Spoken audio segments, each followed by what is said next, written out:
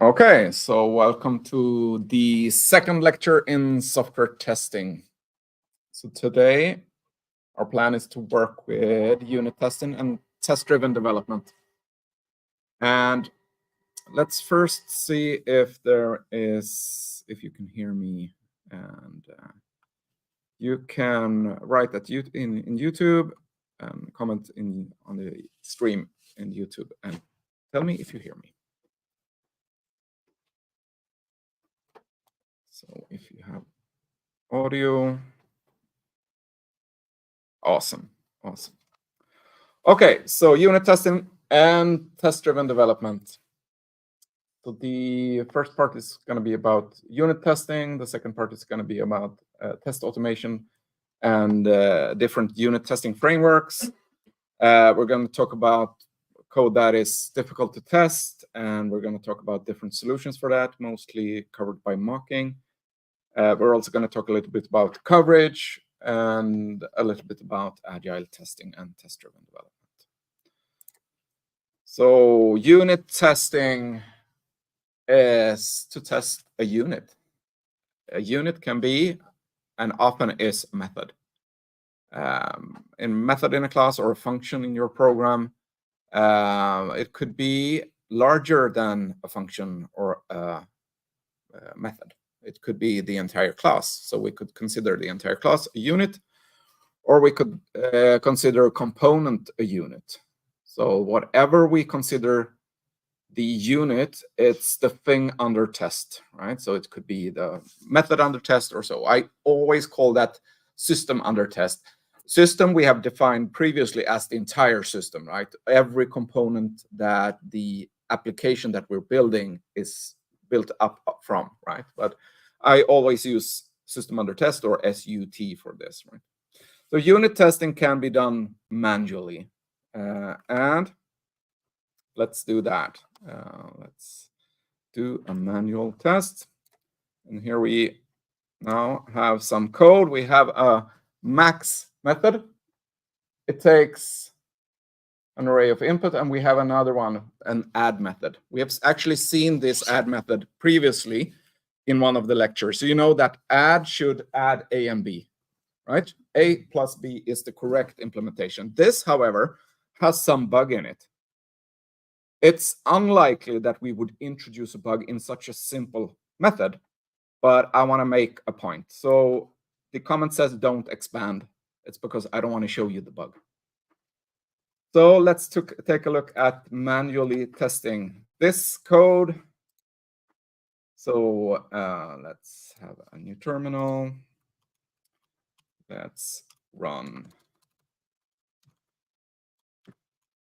the code, and you can see the main method here has a manual method that it calls, and this manual method has a scanner, and the scanner should, read two inputs, two integer inputs. It creates a system under test, SUT. Let's call it SUT just to make a point of it. It calls the add method with the two numbers that we've inputted, and then it prints the result. So let's do that. So we probably have, okay, so why doesn't it have this?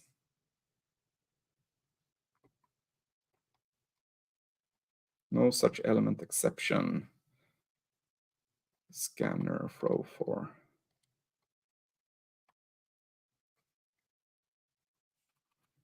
So we did this yesterday.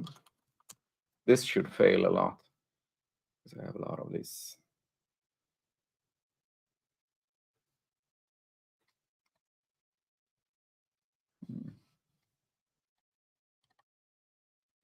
So these should fail because these are, stuff that are later.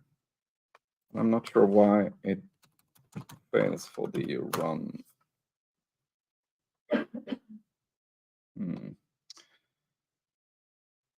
Scanner throw for. Scanner next. What went wrong? It's execution failed for app run. Something's wrong with the add method. Okay, let's just ignore that and let's just do it like this. So maybe the scanner method doesn't want to play with us, and we can just ignore that. Let's just input something, manually here. So what would be the first number? I'm just going to take two numbers and let's try if we can get it working. Let's have 30 and 0. Save it, run it. Do we get it working? No. Oh, yeah. Thank you. Okay, so the result of the addition is 30. So the first test case, the first manual test case works, right? It's the correct answer. 30 plus 0 is... So let's give me some other number.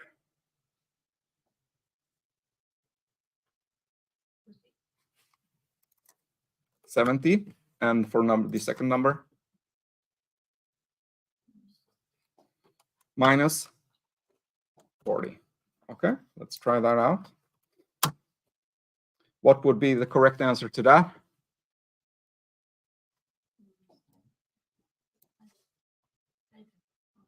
Yeah, so we have not yet discovered the bug, right? Okay, a third example.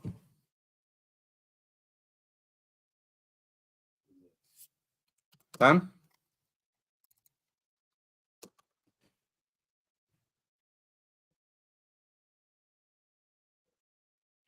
5.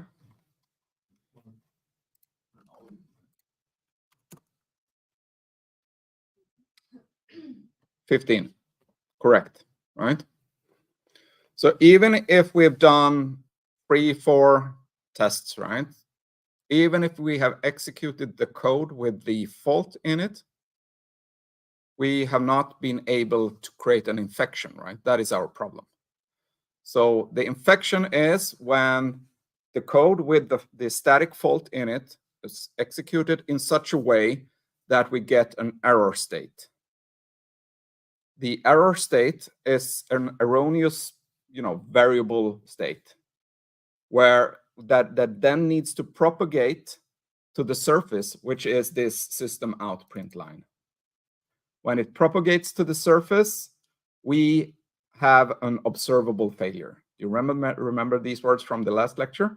So it needs to propagate to the surface, and then we need to observe it and say that, okay, this is an observed failure. We have seen it. Right now, we have not yet gotten an infection that surfaced in any way. Right, so we could not find. So any more attempts? A letter? Yeah, that would make sense, like in Java, right? A. However, no, not in Java, but in JavaScript, that would make sense, right? Now this would fail because since Java is statically compiled. Okay, add only negative numbers. So let's do that. -1, -10, it became automatically, and -5. What would be the results of that? -15. Still correct. Okay, so we could continue. 0, 0. Okay, yeah, that would be fun.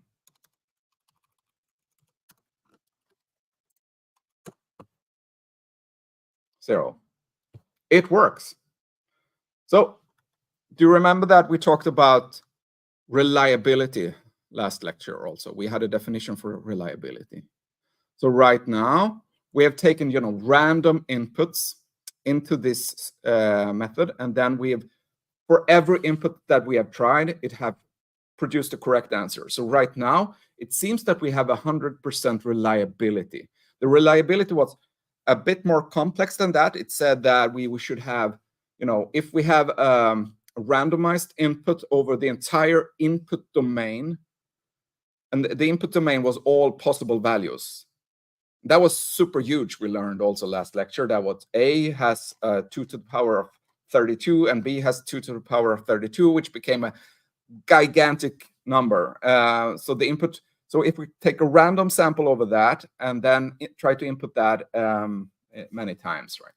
So, but let's do a bit, this was a bit tiresome, so let's do something else. Let's automate this. Now, the automation here is just to show the results. It's actually exactly the same thing. So the manual thing was to input it manually, and then we've semi-automated it by writing code, right? So the nice thing with these automated tests is that I don't need to manually input it every time. So every time I run this, it will actually, it's the same as the previous one, right? But some other input. Every time it will produce the same input, it will produce the same output. So the only thing that I need to do is to act as an oracle. An oracle was the one that looked at the result and say that this works or this doesn't work. So, but actually that was the same thing. So we could do a bit better than that. We could automate a little bit more. We could automate the oracle task. So we could do it like this. If result, actually, I'm going to call it actual. If the actual equals 1 plus number 2, then I can say, then I don't need to look at the result at all. I can just say it works. Let's have an exclamation mark also. And then system out, and then let's run this one. Now, the only thing that I need to do is look at it works, right? However, often, and we've already seen it right now, all the inputs that we have inputted previously, minus all these numbers, and we're not really interested in those because all of those worked. Because testing is about finding bugs, right? And removing bugs and, making sure that we don't have bugs again. The nice thing with this test is that we can do it over and over again. Actually, we're more interested in when it doesn't work.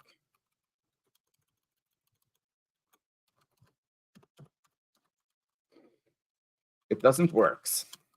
And actually, if we run 1,000 of these, we're not really interested in when it works. We're only interested in when it doesn't work. So let's do it like that. Now, no output because we didn't find any bug. If we had some statistics, we've run like 20 tests, that would be nice, right? No, every test succeeded. So when we automate stuff, we usually want some kind of report back. Okay, let's go back. We talked about random input also, and so let's prepared a randomized input. And this randomized input does work like this. Creates an SUT. It creates an instance of Java random in order to be able to randomize input. It asks for 2 integers. It exercises the system under test, which was to run it. And when we run it, it's dynamic, right? And then it shows the results. Let's look at that method also. If the result is the same as the addition of these, then we just count the number of correct results. Otherwise, we count the number of incorrect results. We can, make some statistics on how many tests we have run.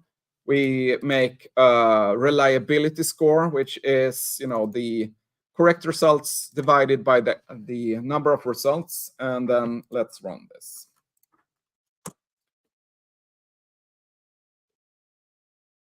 And the first number here is the number of inputs. So now we have run a couple of millions. Still the reliability 100%. You can see the different values for A and B. I'm actually just printing every 10 millionth value. Just because running this system out takes a lot of time. So instead of printing it all the time, I'm just, Yeah. You can see it's still 100% reliability, but there is a bug there. So how many have we run now? A couple of billions.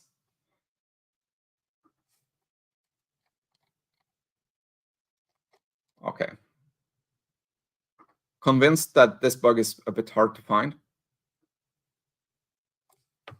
Yeah, it's actually super stupid bug, super hard to find.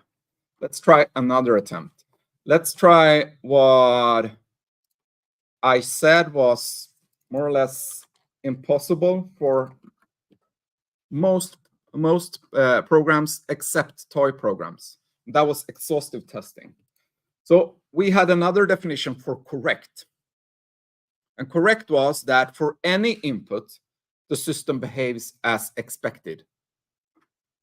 So, but correctness, unless we have a toy problem with super small input space, we are not able to test ourselves to prove correctness.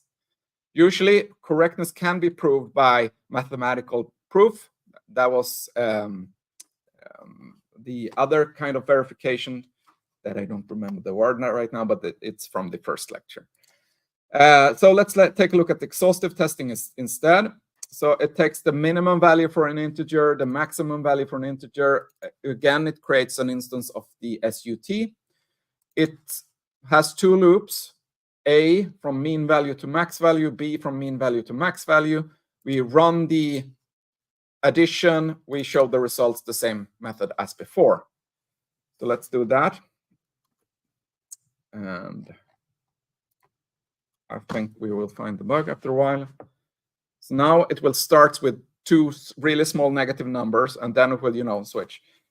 Again, it's just every 10 millionth value that you can see the B is changing fast, the A is changing slow. And that is because it's the inner loop and the outer loop. And the complexity of this method is, sure, two loops. Yeah, it's quadratic. Okay. Okay, now we can see that the reliability is not 100% anymore. So we have cases where we have found the bug. And we could just, in the show results, we could just, in the incorrect results here, we could have a system out in order to find an input for which this is incorrect. So we could system out. And let's use the, did I have it in manual?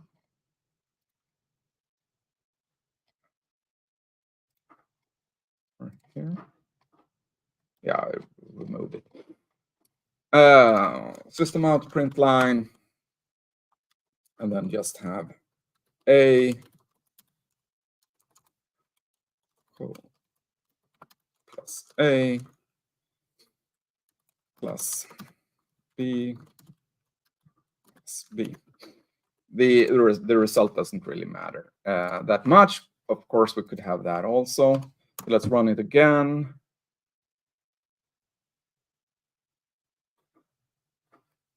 So now we have one input pair that we can use in order to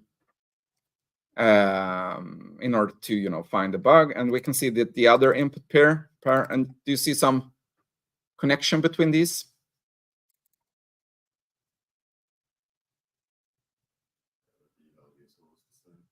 Yeah, the B value is always the same.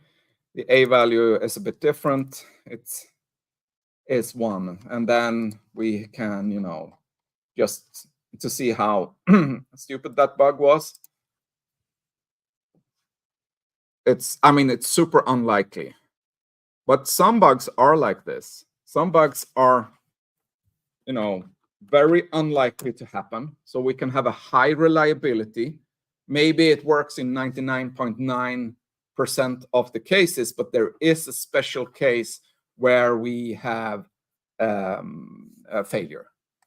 So in the other case that we had, from the last lecture, we had this code. And the thing with this code was that it was very unreliable, right? So instead of having 99.9999% correct or reliability, we had the only correct cases was when B was 0, right? So let's take a look at if we run it like that also. Yeah, it will just, spit out cases because every non-zero B is okay. Okay, so we can also have, I'm just gonna do this thing a little bit. Yeah. We could also have frameworks, unit testing frameworks that helps us to write unit tests. So we don't need to automate everything. We could, I've written this automated unit testing framework that you've been using in assignment 1, part 1. So it's not a hard thing to write a unit testing framework. It's actually just, producing these results and output and a number of asserts and all those things, right? A way of running the different tests. So take a look at the first test. Add A should be returned. So A should really be returned, the same number, and we add it with 0. So that unit test should not let the bug appear. And the second unit test is a bit better. It's 3 and 5. It should add up to 8.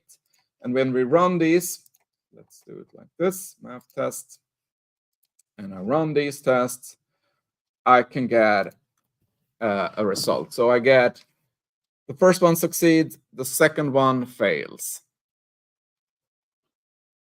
And we get this nice output in the editor also, so that we have an easier time debugging this issue. When we realize what is wrong, we can fix the bug, and we run the tests again, and they succeed fantastically. Okay, so that was manual, automated, and frameworks. We can have different levels of automation. The first level was that we're, just automating input and looking at the output. This can be quite good when you have, when you're creating visual things, right? So does the web page, is the CSS correct of the web page? Then maybe we want to have some human eyes on it in order to see if things are, high contrast and stuff like that. Then we're using ourselves, our strength as humans, human oracles, the best. But for numbers and stuff like that, we want to automate also the oracle part of the testing, the checking of the number. Yeah. Okay, so let's repeat a little bit from last lecture. So last lecture, we talked about different goals of test cases. The first goal was controllability, and that was to be able to steer a program to a point that we would like to test. So we would like to control the test so that we run a part of the code that perhaps contains a fault. So, and the reason that we want to be able to do this is that some code can be very, spaghetti code, that it's very nested into itself, so that it's hard to run just a small part of it. If one method calls other methods, then it's hard to test this method on its own, right? So controllability has to do with the possibility to run just a part of the code. So we want to reach a fault, run the code with a bug. We want to produce an error state. We want to make the error visible as a failure. That was controllability. Observability is, making the error visible as a failure, which is the ability to see what the application is doing. So when I was working with, the system outs of my automated test and saying it works, it doesn't work, I'm actually working on observability. I realized, and hopefully you also understood, that if we run 1,000 tests and every test says it works, I need to find the one that says it doesn't work. So to make that easier, I can make some statistics. I can, do nice outputs. I could have tables, I could have colors and stuff like that. So if I have controllability and observability, then I have testability. In order to understand this, in order to be efficient in this when testing, we also need the other goals, which was accuracy. And accuracy is how well we can isolate the faulty code from correct code. So if we can run just a small proportion of the code in one unit test, and that test fails, we understand that the fault is within that code. If we run a huge part of the code in a test, like the goal for smoke testing from last lecture was to run as big part of the code as possible, then we have low accuracy because the bug could be anywhere in the code, right? So the goal of accuracy is to find the location of the bug. So unit testing helps us with controllability, observability, accuracy, and traceability. And traceability was the final thing. How can we connect a failing test case to the code under test? So we can have, we can see the connection. I look at the failing unit test. I read the execution of the code within it, the part of the code. I can read the statement. Okay, this is the method I called, so that is the method that I'm going to look into. Which code is testing? We also have some mechanism that we're going to look at later in this lecture on to be able to look at how the coverage of the code. So we can see which parts of the code have not yet been tested. Okay, so unit testing can be testing of a specific unit. It can be done manually, automated checking, using random testing, or using an automation framework. I call these frameworks XUnit. So now, for instance, for JavaScript, these are called like Jest and other things like that. So they are not called like JUnit or PHP unit or NUnit or stuff like that. But the common group of testing framework, I call them XUnit in this lecture. Most people, when they think about unit testing, thinks about unit testing frameworks. But these are not actually the same things, because we could use a unit testing framework to do other kinds of testing. I commonly use unit testing frameworks in order to run integration tests, system tests, smoke tests, almost any kind of automated test. But these tests could be on other levels than unit testing. Unit testing is just, okay, this is the unit that I'm testing. Okay, when we run the unit tests, or we run any test case, we can gain different kinds of information. The first one is that, okay, if the test succeeded, we know that the code works as specified for this specific input. From the last lecture, we know that the more tests we run, the higher trust we have in the code, right? So the higher the reliability, the more we trust the code. After a while, I don't know, when you've seen that I ran like 20 billion test cases in the random, and we saw that the reliability was really, really high, we started to trust that code. It's very unlikely that anyone will, find the bug here or run the code so that we get a failure. So we start trusting the code. And the same thing goes, that is sort of trust of the customer.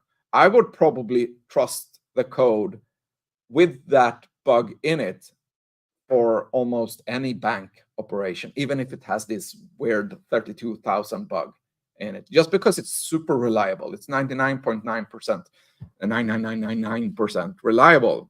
We've seen that. We've proven that by running the random tests. But the test cases, when they succeed, also give confidence to us as developers that we have not destroyed anything, that we've done the correct thing. It can be false trust. right? So we know that tests cannot find all bugs. We cannot do exhaustive testing, so we are not proving correctness. But when we run the tests and we see them succeed, our confidence in the code and that we didn't destroy anything is greater. This is actually super important, and I know developers who have, quit their job because they don't have any confidence in the code that they're producing because the testing is so cumbersome, so they cannot do it easily. So they don't dare to change things because this code was written by other developers many years ago, and they need to change stuff. And that is stressful to change stuff when you don't get confidence that it works afterwards. Okay, but test succeeds, code works as specific for specific input. It's a good thing, right? That is what we're looking for. I painted this in green because green is usually, green light works. Okay, then we have different kinds of failures, and a test can fail for different reasons. First reason is the code provides an unexpected output. So when we have an assert that triggers because we don't get the correct output, that could be a failure, right? So it could be a small error, like a rounding error. If we have like two floating points and we are multiplying them, maybe it's a rounding error. So it could be a large error, like in the add method where we, have a minus b instead of a plus b in some cases. But the general thing that happens is that we get a fault. We run code with a fault. We get an infection. This causes an error state. The error state is propagated to the surface. We get a failure, and we observe the failure, or actually the unit testing framework is observing the failure. And we are observing the result of the failure, which could be a failed build or something like that. We could actually get other kinds of reasons that the test fail also. The test could fail due to a crash. So the entire system crashes, or we get this is different in different programming languages. In C++, you get a syntax error or something like that. In JavaScript, you probably just get a raised error. In some languages, you get an exception caused by different reasons. Yeah. So, but it could be, a division by zero is the classical crash thing. You get an error message, or you have an in-code assert.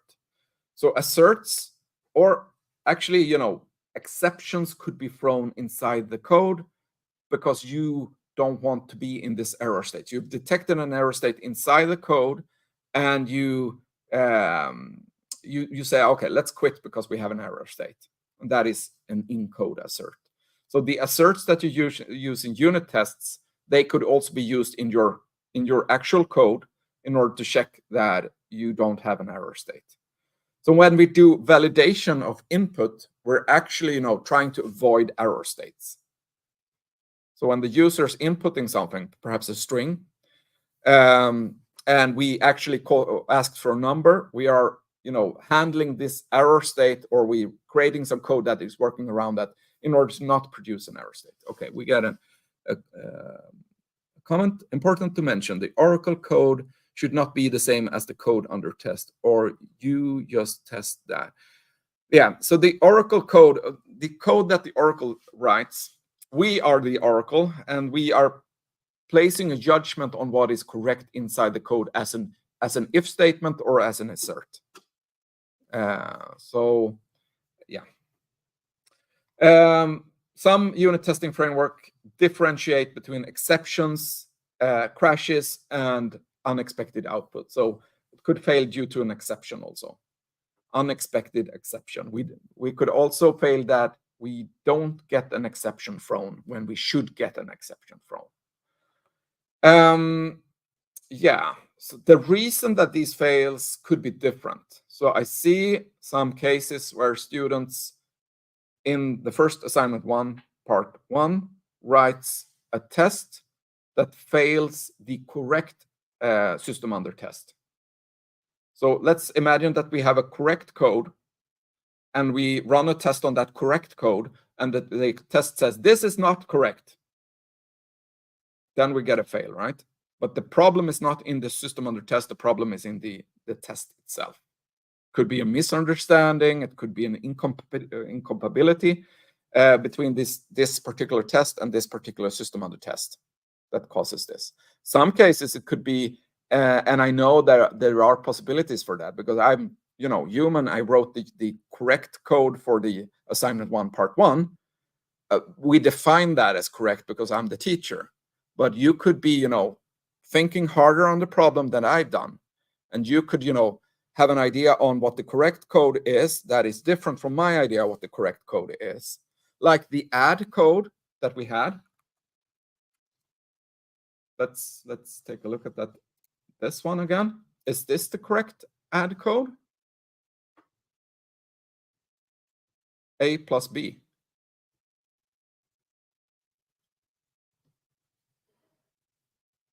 Is it?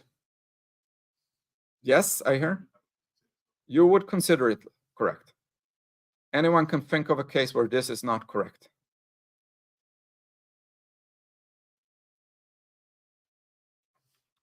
I'm going to remove a piece out of it. Let's say that we have really, really high values. Really, really, really high values. Like if we start the exhaustive testing from max value and go, let's have it's bigger or equal, like that's ever going to happen. But and we go downwards.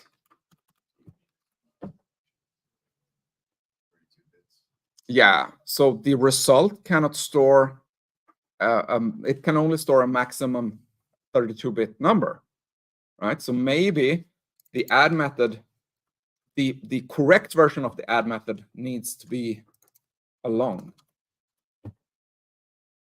A long is like 64-bit integer number instead, in order to be able to handle this. So perhaps the correct version is like this, or perhaps the correct version is like if these are big enough so that we get an integer overflow, then let's throw an exception to make sure that the one who is using this acknowledges and handles that case. So we could have different ideas for what is the correct code. And we could have, usually when we start programming, we are thinking about the simple cases because we have not properly understood the problem that we're trying to solve. So our tests are simple, our code is simple, and then, when simple code meets the complexity of reality, shit happens. And then we learn about reality through our, when our code is running in the wild, so to speak. This is why it's so good to have beta testers, because these people that are they're gonna try to use the system in ways we have not yet imagined, and then suddenly the requirements for the application changes, or our understanding of the requirement changes. So testing is also learning about stuff. Okay, all these results have value and serves as feedback to the developer. So usually I'm happy when it succeeds. I'm happy when it fails, but I'm starting to think what could cause this failure.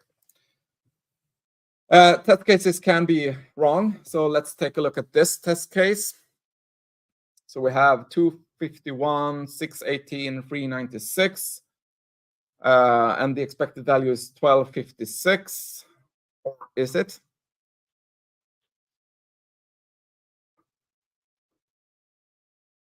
Calculators, please. Or math.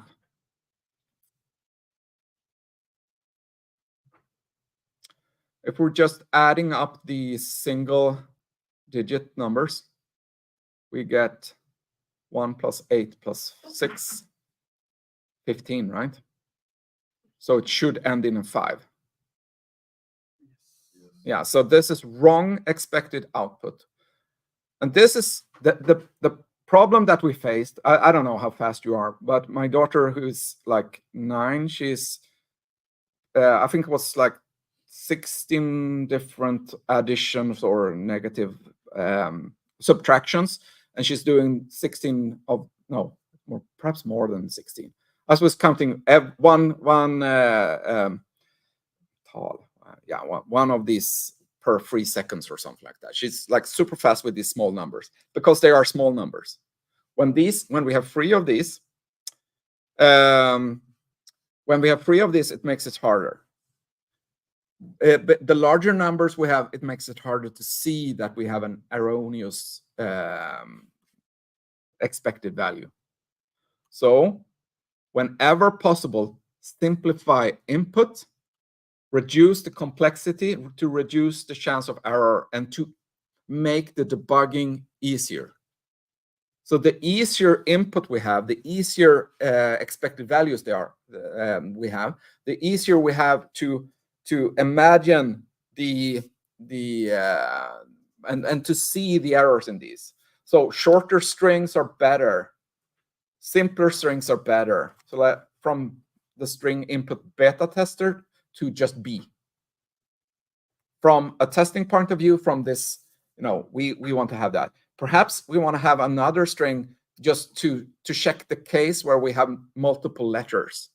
Let's have BB or AA or something like that as another test case, which tests something that, okay, let's test what happens if we have longer strings. Small numbers, simpler calculations, shorter arrays, unless you intend to test the specific input. So for this case, we're having another erroneous code, 111, for a max method. No, a sum method, I think it is.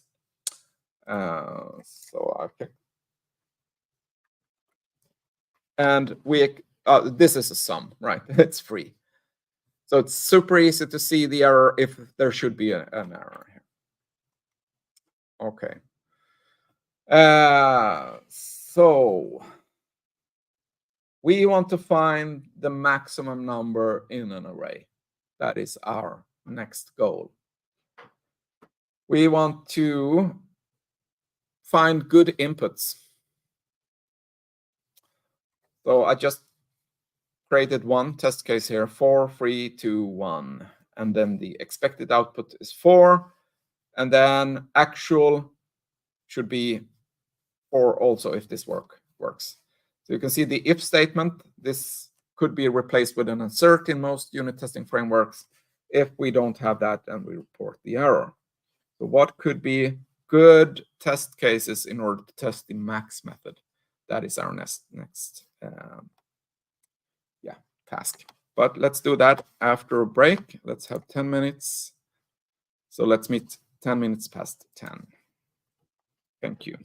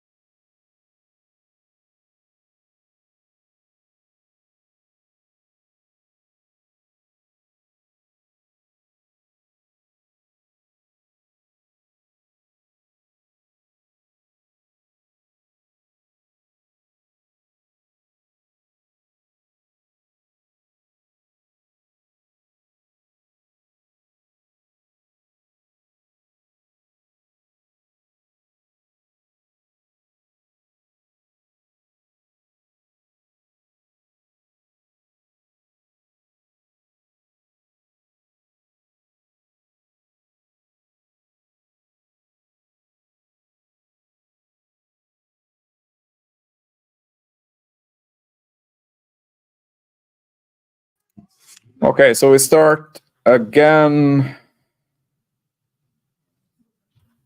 now. Okay, so let's have some inputs for this particular input 4321. Let's start with that one. We're gonna write a test case for that one.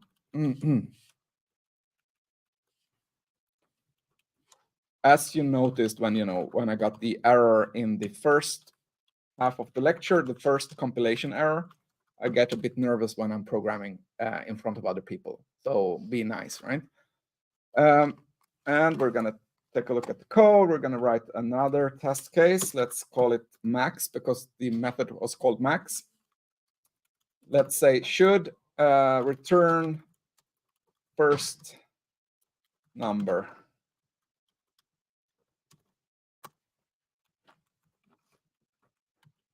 And I'm just math SUT equals new math.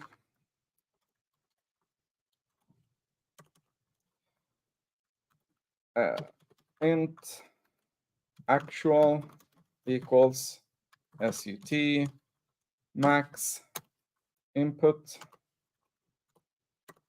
That part was easy, right? Assert equals and assert equals wants to have the expected first. Let's define the expected. That was 4. And assert equals wants the actual as second, and then you can probably provide a specific string also. So let's do that. Now we have another test case here. Let's run that test case. And it works. So we have not discovered the bug. So I have some suggestions. So let's do these suggestions. So, and I got them. I'm going to take one from Jimmy first. So max should return first number of odd array. So let's have an array with 3 numbers instead of 4. And let's run that test case. It's still number 4. Let's run that. And it succeeds. It's quite good to change the numbers a little bit when you have another test case. So let's have like 5 as the highest number and 5 like this. Okay, includes a negative. Is all negative. Includes a negative. Okay, let's have that test case. Max should return first number odd array with negatives. You can suggest other ones. So I'm going to include -3 now. Let's change this up to a 3. And then don't forget to have a 3 down here. Now let's run that one also. It also succeeds. All is negative. Let's have max should return first number of all is negative. Now let's have -3, -5, -12. And the expected is -3. Let's run that one. It works. Oh my God, the reliability of this one is absurd. It's awesome. Okay, let's change the order of the numbers. So I'm going to take the one with 3 and let's have last number then.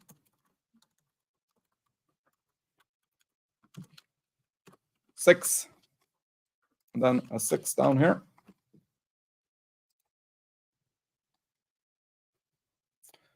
Okay. The reverse, so that we can see that the index is not a deciding factor. Several max. So several max. Okay, that is a good one. Let's have, maybe I need this one. Last number. Okay. Should return last several max. Yeah, I'm doing that thing. And it works. Okay, more ideas. Many of these overlap, right? So this one has 3 numbers, this one has 3 numbers, this one has 3 numbers, this one has 3 numbers. So actually this odd array thing could be removed, probably.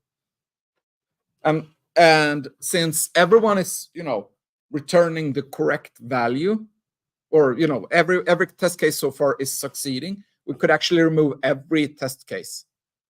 But that only is that statement is only valid for this particular code. If I change the code here in the system under test code, if I change it, then I want to get those test cases back. But if the test cases are testing the exact same thing, then we can have repetitive tests, actually. That doesn't make sense. Limit test. So I need more arrays to input. Anyone? Probably missed one of Jimmy's cases, but write the array directly in the chat.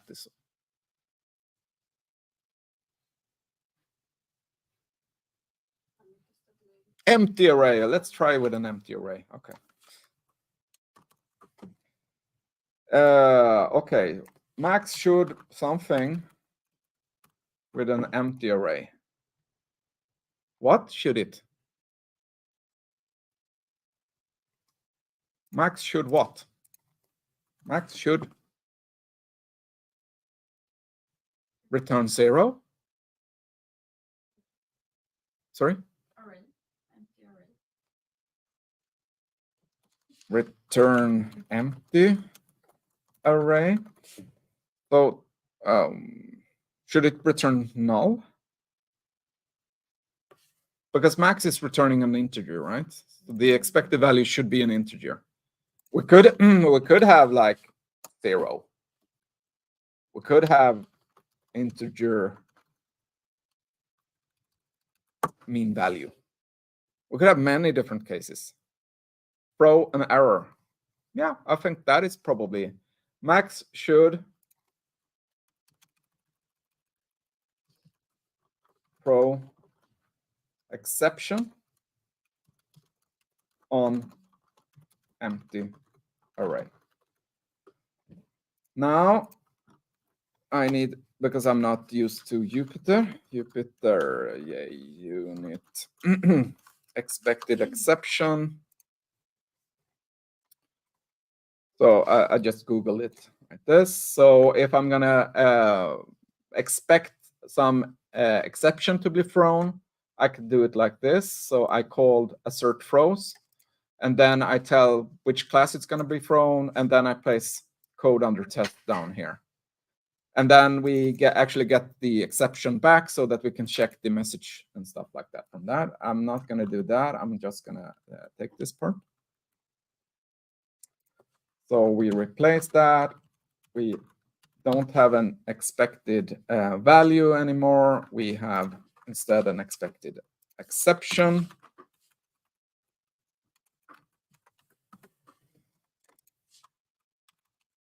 Something like that. So application exception. What kind of exception?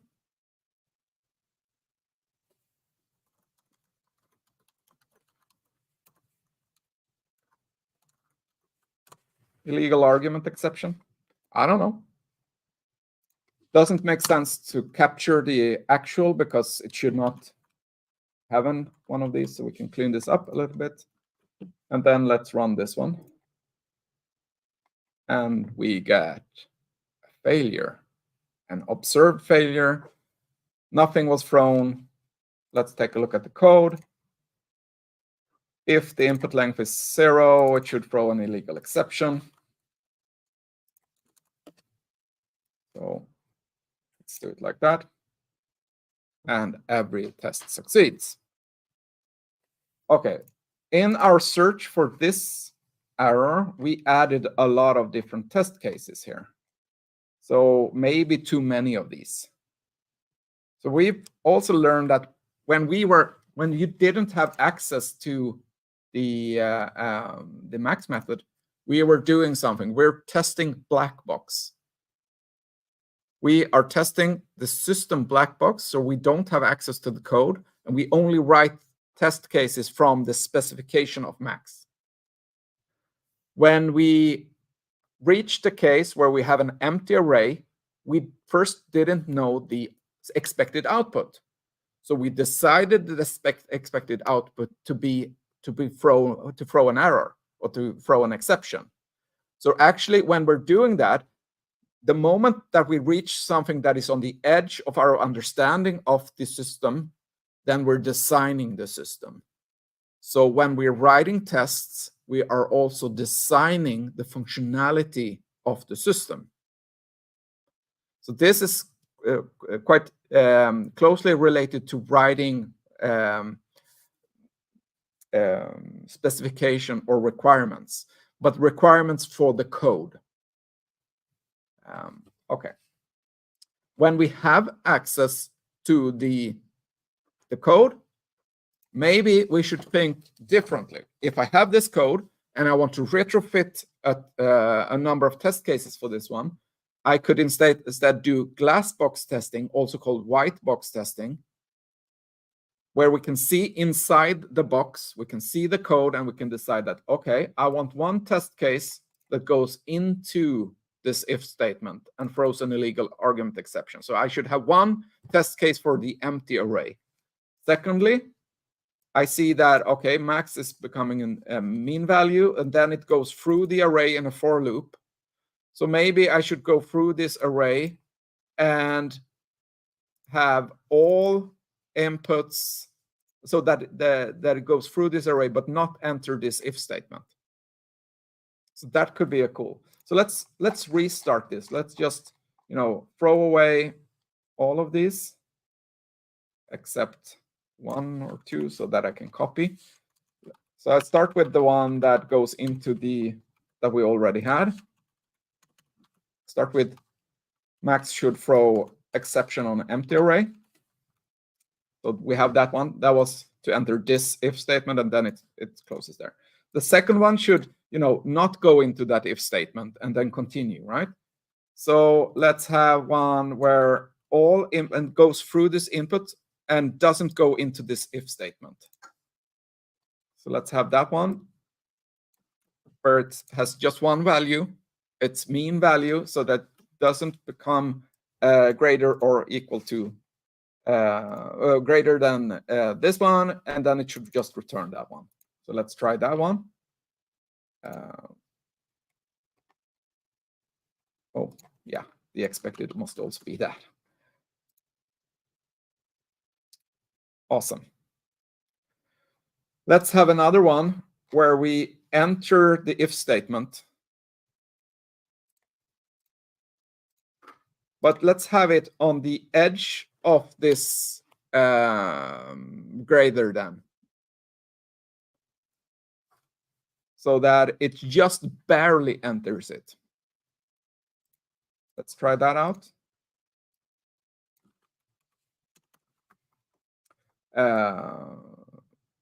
Okay, let's see here. Max should go through for loop. That was it. Should enter if statement. So actually, these names really doesn't make much more sense. Then I want to have your idea is now that we're working with from the code. So I probably wouldn't write names of the test like this, but yeah. So let's have this one minus mean value plus 1. And then it should, return that mean value plus 1. And we run that test case, and it succeeds. Yeah, let's run that one also. Go through the for loop. And okay, let's have where it goes through the for loop twice with a larger value. That makes sure that, you know, the for loop here reaches everyone, that every value in it. Should go through loop twice. It's hard to write also. Let's have that one. Let's have +2, and then have that one. Let's run it, and it works. Now I have a number of test cases that goes through the loop 0 times, doesn't go through the loop at all, 1 time and twice. It makes sure that all the if statements are reached in both directions. So this code perhaps is as good, or this test suite is perhaps as good as the other one that we had before for this particular code.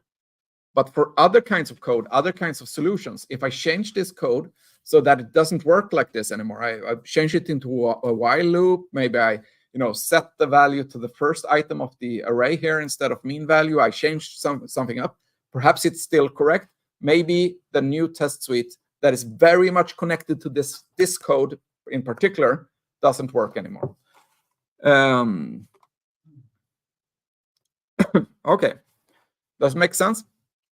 Okay, let's continue with the lecture. And we're here.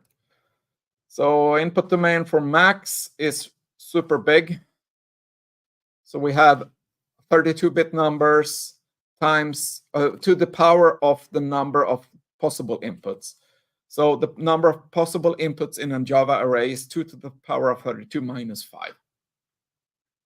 So it's slightly less than int max. So we have a quadrillion, billion, blah, blah, blah, so many that we don't have atoms in the universe to do it. We could never do exhaustive testing of this array. So I just took some different test cases. So the input domain, we've talked about all of these words, but we've not mentioned the test selection problem. So the input domain is too large to test everything. So we need to be really, wise when we're thinking about which test cases are we going to do. And we decide test cases depending on, or with select test cases so that we have a high likelihood of producing failures for the wrong code. So we could think about that black box, or we could think about it white box or glass box. Yeah. So when we automate tests, we write code to test software.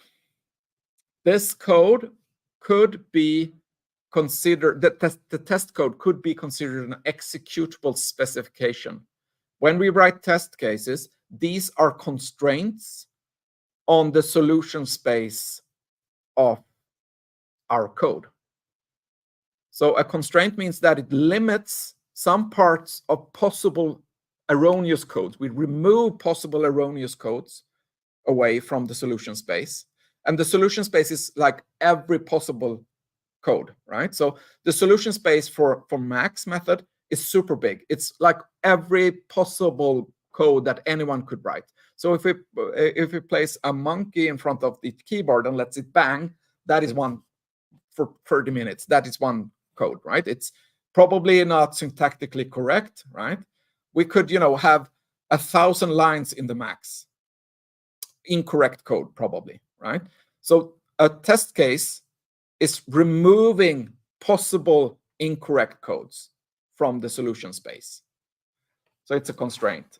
The test case is an executable specification, which means that when we name a test case, we should name it so that it helps us understand how it should work. That is why I use this should, max should, right? So I'm telling this is the part, the first one, max, and then should throw exception. What should happen on what kind of stimuli, what kind of input. So the naming strategy is the name of the system under test, or the method that we're testing, should, plus expected abstracted behavior. So hopefully not the and then when, for, or an abstracted input. So we use the abstracted input to tell why we are inputting these, like for really small values. We say that instead of -1 billion. We say for empty array instead of, yeah. So here's an example. Max should throw exception for empty array. We want these names to precisely point to the error, so that when a developer reads, let's break this code again. Let's remove this one, these lines of code. Then let's rerun the test suite. We see that only one test case fails for this removed line of code. Like Max should throw exception on empty array. It directly points us to what we should do, the behavior that we should include, the missing behavior.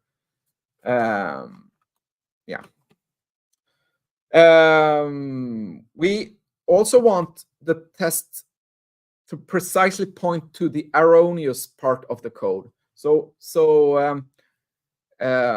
if I remove some part of the code, I want the test case to fail that points to that part of the code. So let's, in this case it did. Let's remove this one. Actually, I'm not sure that this will break. Actually, it succeeded all the test cases. Our last test suite would not succeed all test cases in this case, right? The first test case we produce. So let's have one of these, because the last value in here was the highest value. So we actually need another test case to detect this one. So let's do that. Max should return first item that have +3, and that one +3, and that this one should fail now. Yeah, it fails. So, and without even looking at the test case, I should be able to just read from here. Max should return the first item. Okay, this one will always return the last item. So preferably the naming and also the accuracy of each test should test just one line of code. And if that line of code is removed, then just one test case should fail. This is not always the case. Like for this problem, if I do it like this, yeah, so Java will, if I have this one, yeah, let's run this test suite on that one, then we can see that only one test case succeeds and every other one fails, because it throws an exception on empty array, but we don't have a specific test case that says should not throw an exception on a not empty array, which I would call a complementary test. We're going to look at the complementary test a bit later. Okay. We should strive for high coverage. We should make sure that every line of code is covered by the test, that we go into all if statement, that we go out, or not out of an if statement, that we go into all else parts of an if statement, even if we don't have an else part, so that we don't go into an if statement. High coverage gives confidence to the developers that, okay, I know that at least the code has been executed in at least one test case. We should strive for stronger tests. We should test for specific input, not only types. So when writing tests for JavaScript, it's quite common to just to test the type. This one returned a string. But if we check what kind of string we returned, if we test or assert the exact return value of the string, then it's a much stronger test, because it will, catch more bugs, so to speak. So this test assert the type of actual to string versus actual equals candy. So this test is stronger because it catches more bugs.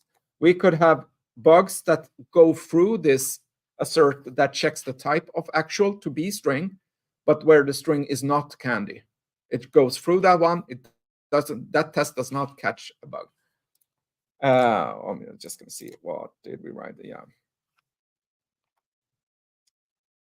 Yes. Okay, so we have different unit testing frameworks for different programming languages. I'm using Jupyter for a version of Java. It's JUnit 5, I assume. For .NET, there exists several test cases. NUnit, I think NUnit is a separate thing from Microsoft's own test suite. For PHP, there exists PHP unit, TDD, and other ones. For Python, it's PyUnit. There exist more suites. For JavaScript, we have JS unit, JS test driver, Jest. There is another one that just outside of my my head that I cannot find, but you probably know other test frameworks. A test framework usually consists of ways of writing collections of tests. In JUnit, these are called test classes. So my class here, no, my class here is a test class. It is a holder for all tests, and usually we arrange so that tests are connected. This class math has a test class for it, math tests. I usually call it math tests with an S in the end because they are usually more than one. I think the standard for Java is to say math test, but I'm not sure. I place them in the same package as the test class is placed in the same package as the system under test class. Okay, we are given different opportunities to write asserts. We have seen assert equals. There are also assert throws and different kinds of assert true, assert false, all of these different kinds of asserts. Some asserts that can check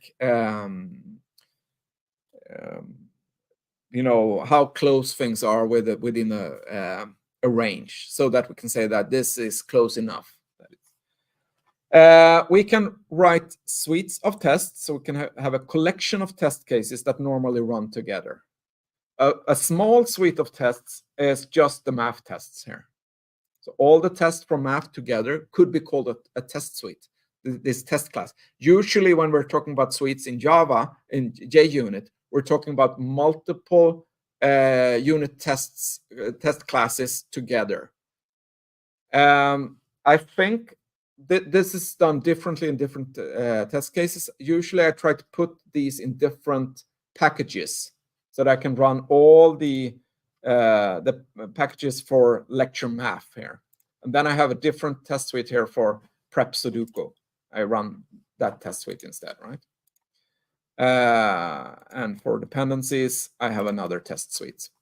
So these are just different packages.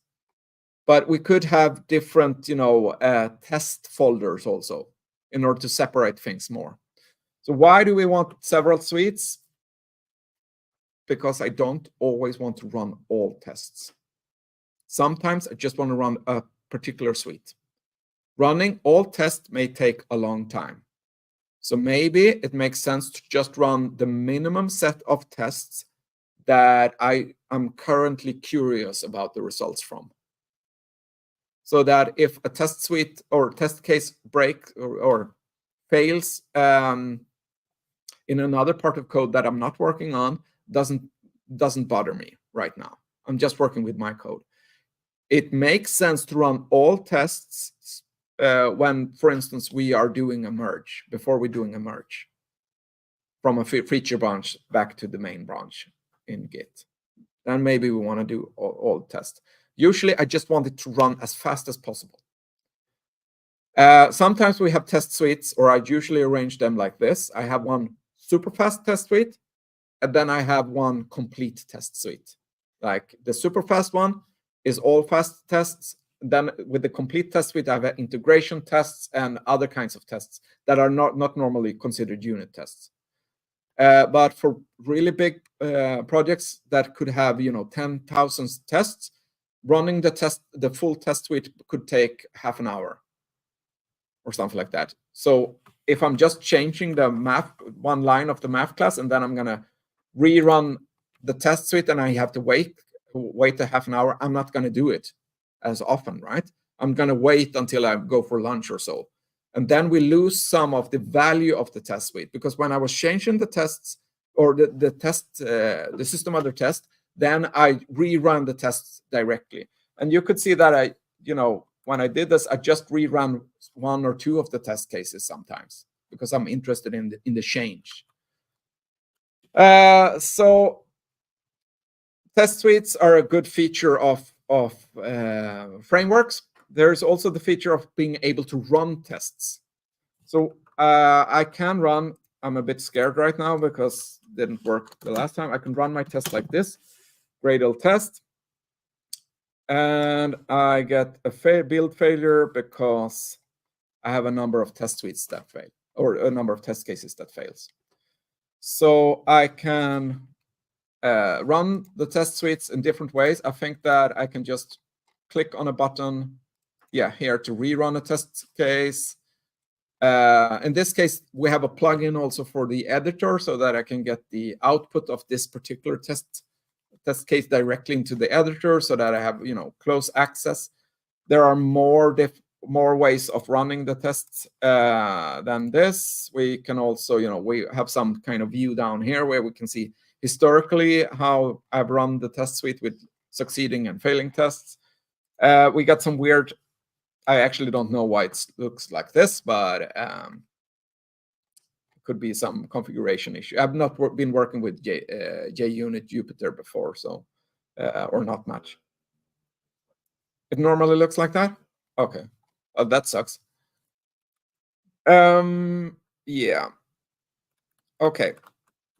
So, but we can run different way. We can also get test reports. So this is from Eclipse, the test report from Eclipse. It's more or less the same as the one that we have here on the left.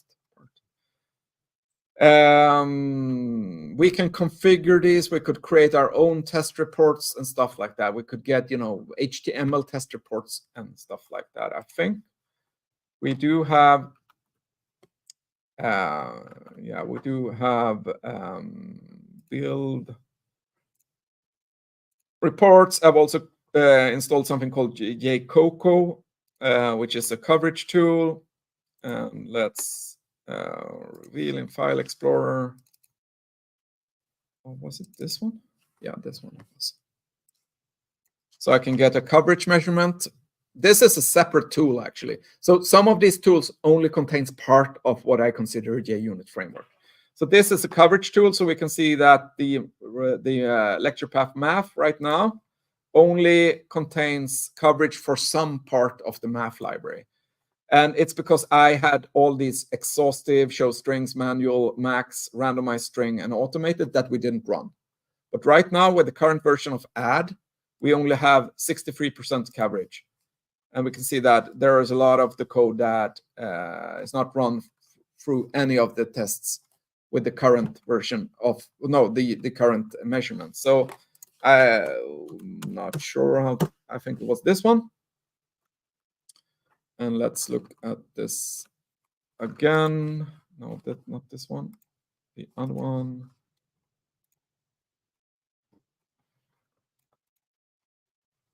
Yeah, with this current version, you can see that the math class is green, and this max method only contains one line right now in the current version, and it's covered because it's green.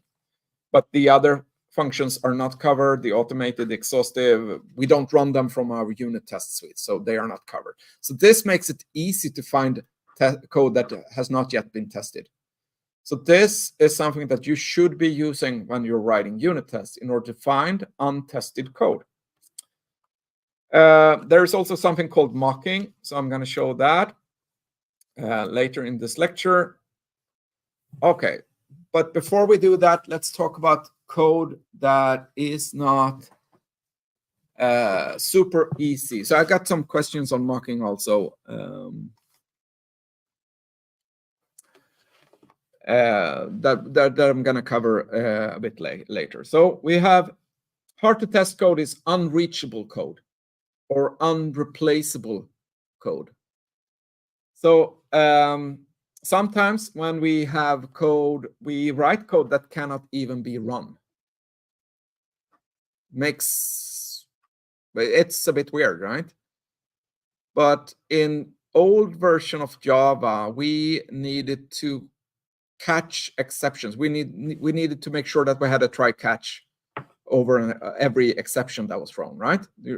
Have you tried this version of Java? Previous version of Java, you needed, if a function could cause an exception, you need to either catch it yourself or throw it again.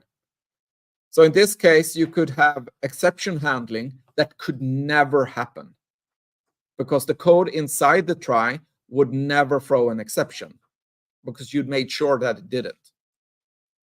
So the catch part of that would be unreachable code because it will always not throw an exception. If we have complex code that does too many things, we could have things where, okay, we can only go into this if statement, but we can never go into the else part. Or we can never go inside this if statement at all. So in order to think about this, I'm just going to write a couple of lines of code just to say that, okay, like this, if this doesn't make sense to you, right? Because it's stupid. False. If false, here, unreachable code. Everything here can never be reached because we cannot enter this one. This is stupid, right? No one would write it like this. Usually we write it like this. If A is bigger than 654. But somewhere in the code, perhaps in another function that calls this function, we make sure that A is less than. Now we have unreachable code again. Makes sense? So for instance, if we have validation code that makes sure that we always return a number instead of a string. And then we check the same thing again in another layer, in another class that, okay, let's make sure that this is a number and not a string again. So we have unreachable code. So these parts of the code, we may have reasons to have both if statements, but together they are unreachable code. Okay. And maybe we don't see it because the code is complex. So to solve this, we try to write what I call clean code. And there is a book called Clean Code. Some of you have read it. It's a good book. Read it and learn how to write better code.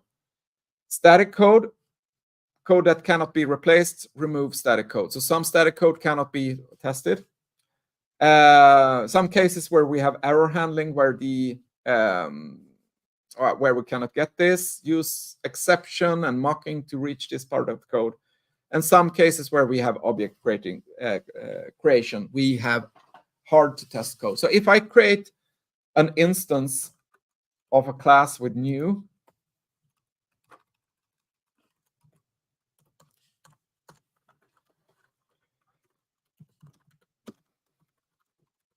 this doesn't make sense to create a math object inside a math. I cannot really replace this class here. It makes it hard to test this code. So whenever you have new in your code, remember this can be hard to test. And this is actually a dependency also. So if I have code that creates a database, then this becomes hard to test code because I need that database in order to test it. And a database is slow. The fastest databases are super slow compared to writing code that runs without a database. Almost all I/O operations, that is writing to file or writing over network or so, is much, much slower than just not writing to a file, working from memory. I know that we have super fast hard drives nowadays, but still, if I can read from a register, that it's super much faster. So if I have a lot of database queries, my test will become slow, because when I run my test, we are connecting to the database. We are, interacting with the database, perhaps through SQL queries and stuff like that, and then we are closing down again, and that makes the test slow. So in order to solve this, I need to have some way of disattaching myself from the database during the tests, and this is done by having a fake or a mock. So let's imagine that I create a class that looks like a database, but never connects to a database. It just has the same interface as a database. I call that an adapter, so or a fake database. And let's imagine that if you insert something into this database, it's just inserted into an array inside this one. It's just in memory. And when I ask something, it's just going to output stuff from the array. It's like a million times faster than actually talking to a database. So during tests, maybe I just want to, have this fake database instead of the real one. But if my code is like this, new math, new database, there is no way for me to replace this database class with a fake database. So in order for me to be able to replace it, I need it to come through as an argument to the method. If I send it a database here as an argument to this one, doesn't make sense to the max method, I know. But if I send it as an argument, I can send a fake instead of the real one. I can have an interface for the database. I can send it a fake database or a mock database. Okay. Some methods don't return stuff. The math was really easy to test because it returned stuff. Some methods that you've written return void or doesn't return anything. They do other things. They write to databases, for instance, or they, paint stuff to the screen, or they could write stuff to file. So if they don't return anything, how can we get the expected value from them?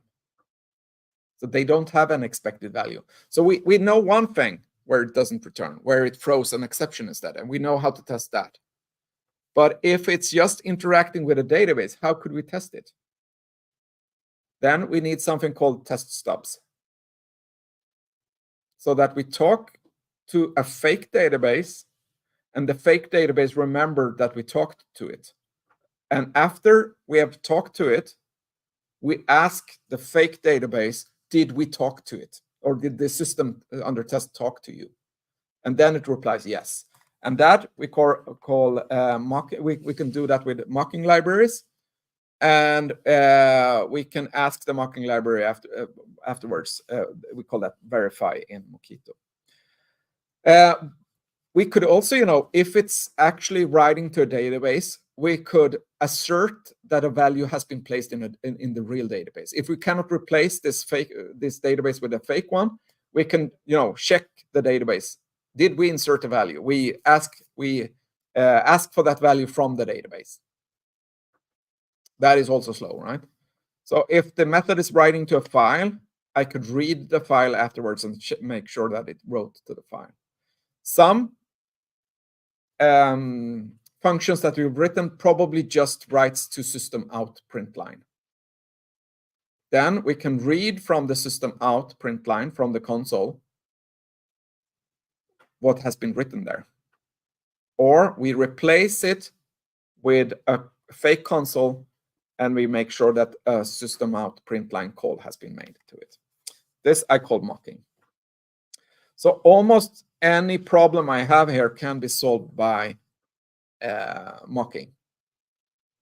We also have some code, and I know that some students did write student projects in a previous course where they've used random, or they used system time, or they used an API, Nelly, right? And when we worked with a system API or an API and talked to the API, it's problematic because we don't know what we're going to get back. If we are dependent on time, and we did see that kind of test cases last lecture also, where we had a date printed to the screen, the date changes every time, and the time changes every time. If I'm working with random, the output is random. So if I have a dice class or a die class, and I ask for, what, let's roll the die, and it could be anything between 1 and 6. It's different every time. Then I have what I call indeterministic code. And this is a cause for the flaky tests. You remember flaky test from last time? Was tests that some thought was correct or succeeding, and some thought was failing. So flaky tests is a pain because we start debugging stuff, and maybe we rerun the test and we don't find the bug again. So flaky tests, we don't want those. We can replace the thing that changes with something else that it does not change, that is not indeterministic. So if we are dependent on time, we make sure to replace the dependency with a clock that is always 12 o'clock, something like that. If we are dependent on an API, we replace that troublesome dependency during test with a fake API that always replies with a number that we know. Same thing with random. So if I have, let's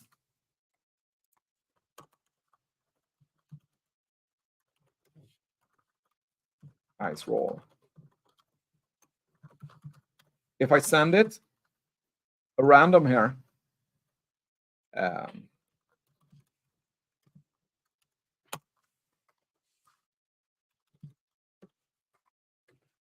need to include this one, right?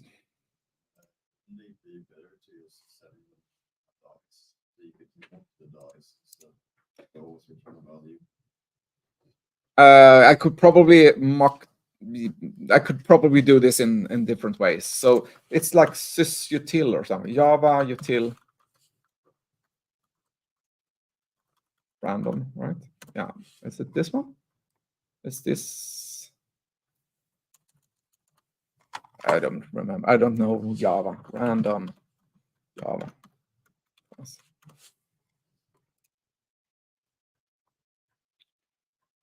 Java util random with big R.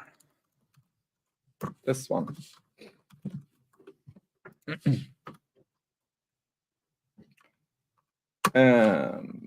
Something like this.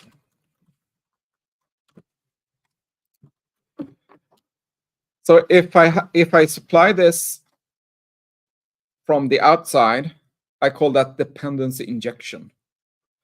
I could also, supply it through the constructor, and that is probably the usual case. So I have this one.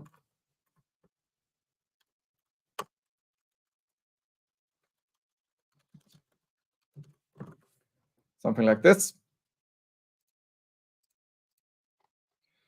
And now, whenever I can create a math, I can send it a random object. And when I'm testing the random object, I can create a fake random and then send it this fake random instead. Okay, so almost all of these problems can be solved by mocking. So yeah, so here is one of the problems where we have system out. In PHP, it's called echo. In JavaScript, it's console log, right? So how do we make sure that we can capture what has been console logged? So dependency injection We replace a troublesome dependency with something else. We replace it with fakes, with stubs, or with mocks. There is an article here that you can read. So mocking has two main features. And the first one is to be able to, replace these difficult dependencies so that we get something that we can work with that is faster, that is deterministic, and that also gives us controllability so that we can reach certain parts of the code. So let's say that we use this math random and the random number is used to step into a specific if statement. So if I replace the dependency with a fake die or the fake random, I can control what it outputs. So I can say it's always a 5. And I can do that in order to step into a specific if statement. So mocking solves that problem, but it also solves the problem of testing behavior. And testing behavior is actually just to say, when we're writing a test for the die roll, we say, did you call next int with a 6? So we run die roll, and afterward we verify that this method was called on this object. So that is called testing behavior. So in many parts of our code, we have no return values. We are just, communicating with different parts of a project. Like in a controller code, it's quite common to a model view controller. In the controller part of that, it's quite common just to, talk to the view, talk to the system, to the model, talk to the view, and pass information between these. Okay, let's have 10 minutes break again. So 11:15. So 11:15, so a little bit longer.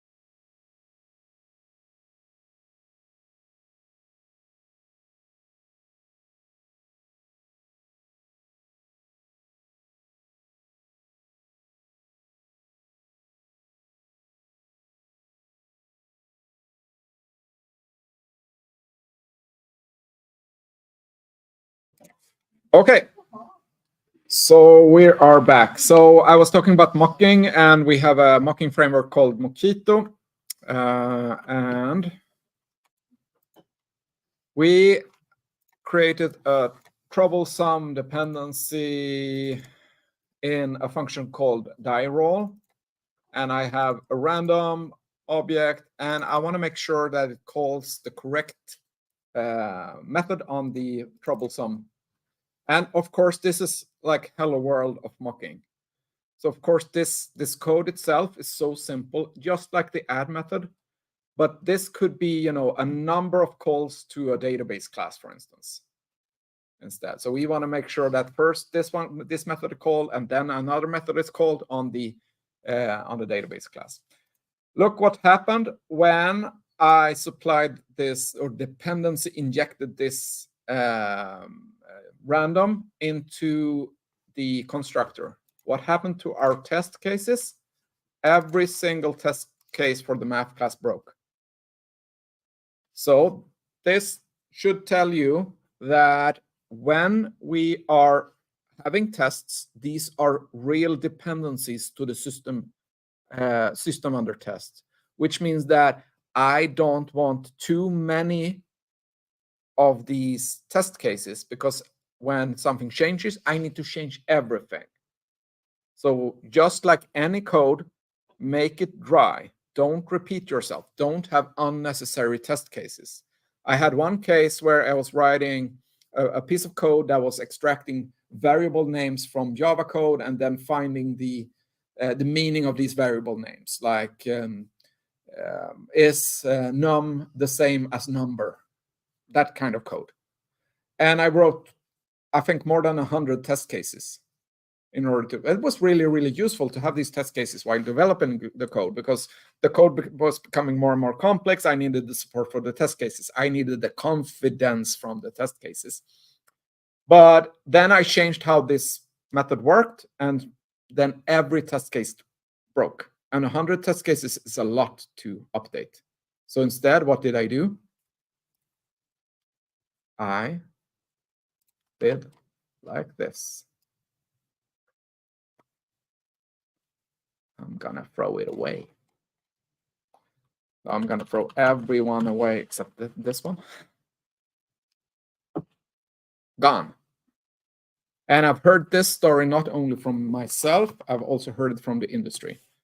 So I know a Swedish game company who produces these really, really AAA games. And they had a lot of unit tests for their fantastic Frostbite engine. Perhaps you've heard about it. And they threw them away because of this. It was too cumbersome to carry with them. So tests are like a backpack, right? So you want the stuff in it sometimes, but it's also something that you carry around. So you want to have a minimum amount of test cases in it in order to, okay, so I want to make sure I can actually just rewrite this one. So we call the dice roll. Die roll should call next int.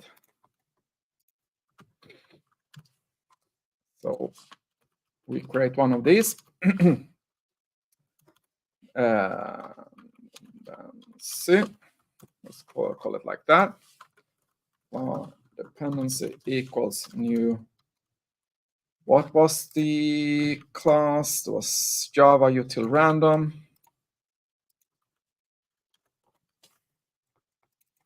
And then we called die roll on that one.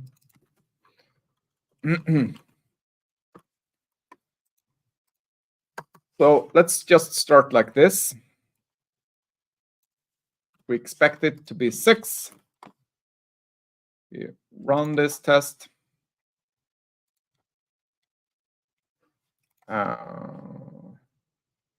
What broke?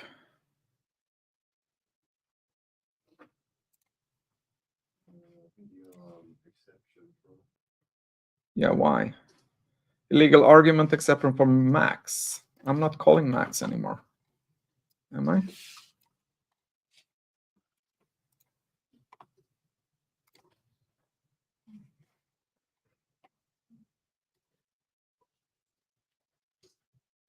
Oh, maybe I have some weird code here or something like that. Math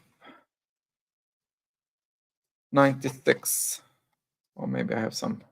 Oh, I still have a lot of code. I can just throw that away also. I don't need that anymore. We throw everything. Everything's gone. Now I just have the math, and we should be able to run this. Still.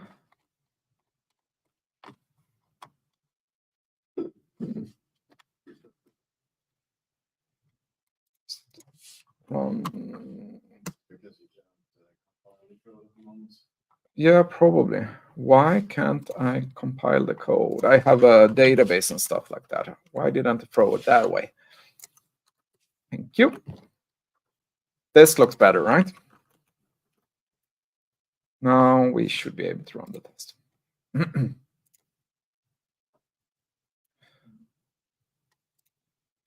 Expected 6, actual 1. Run it again. Expected 6, actual 1. 2. So we have a flaky test. It's indeterministic, therefore we have a flaky test. So what we want to do is to create a mock out of this one. And you do that in Mockito like this.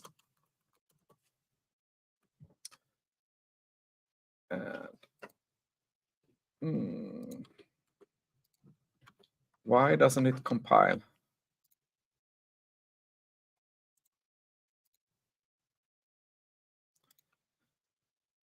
Something is like not really like I want it.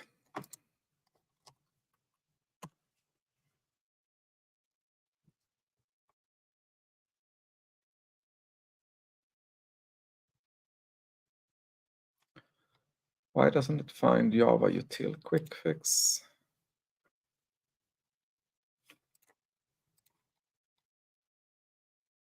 I don't get the error here.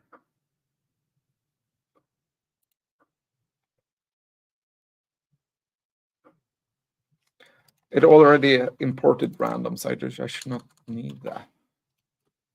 New. Yeah. No, it's okay. Now I get it. It's because I'm like that. It should. Now we need to import Mockito mock, and this class is the one that we were mocking, the random class, and then we're sending in the dependency. We're injecting the dependency into the one, and before we do that, we can configure the object to act in a specific way. So we can say that when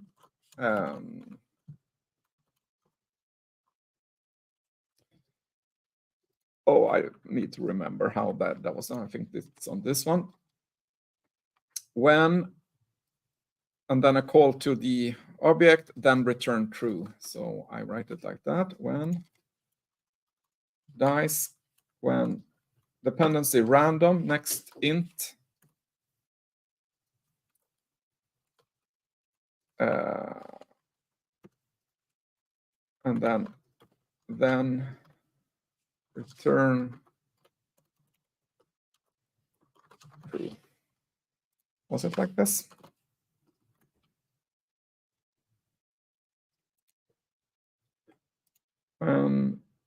Oh, we're not Python.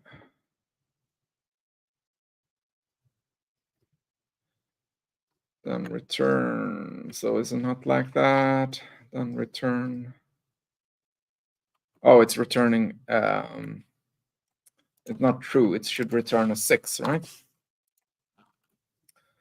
So now we're saying that when next int is called to the dependency, then it should return a 6. So now we should have something that is always returning a dice that is always rolling a 6. Oh my God, it cannot mock this. So this is a problem with random, with classes that they have made final, I think. So these cannot be mocked. So in this case, in these cases, we need to create our own class around the class that you're trying to mock. So we need to have our own like class, my random, and then inside this one we have one of these objects.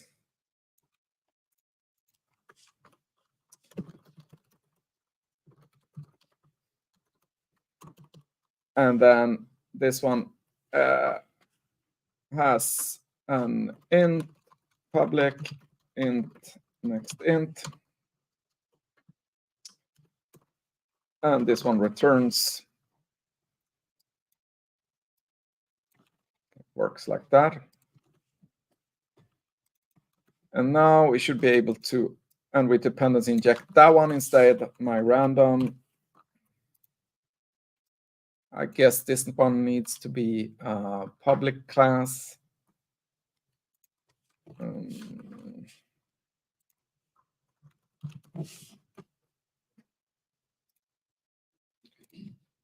So I need to make it static like this.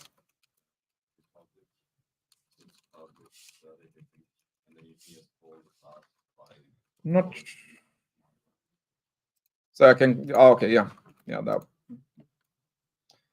So now I'm mocking that one instead.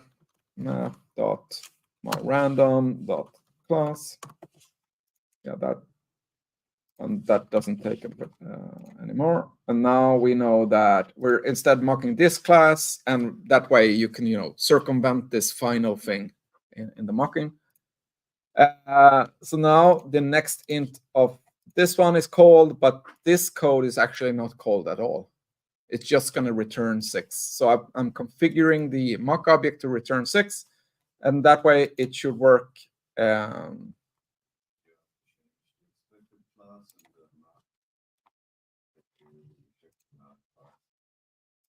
Sorry, check the math class.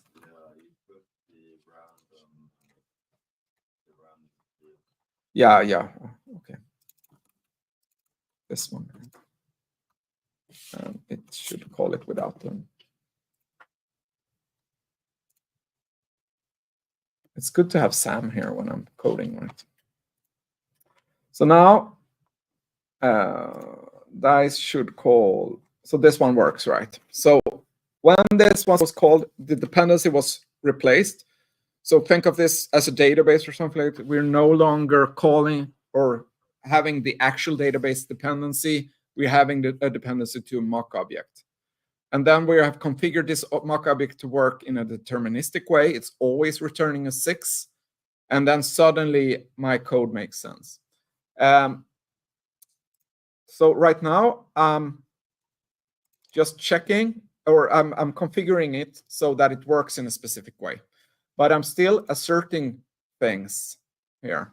If I change this code so that it doesn't, let's imagine that we have some code that doesn't really return anything, but it's changing stuff in the database instead. So now I can no longer check the return value here or assert the return value. Instead, we can do something called verify.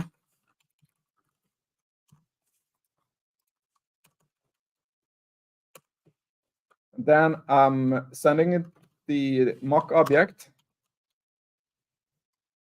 And here I can see that here I get the list of all the methods.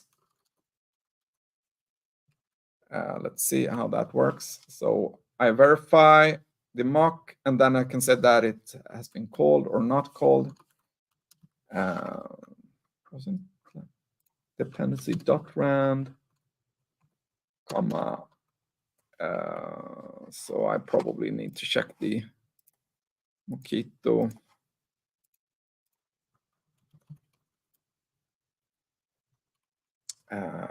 Verify. Well, that is done.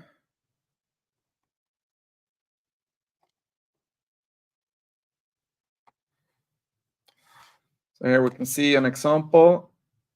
I do stuff with I create a mock object of the list. It's just one of these. Then I do stuff on it, on the mock object, and afterwards I can verify that this was done to it. Okay, so that is how we write it. So I do it like this.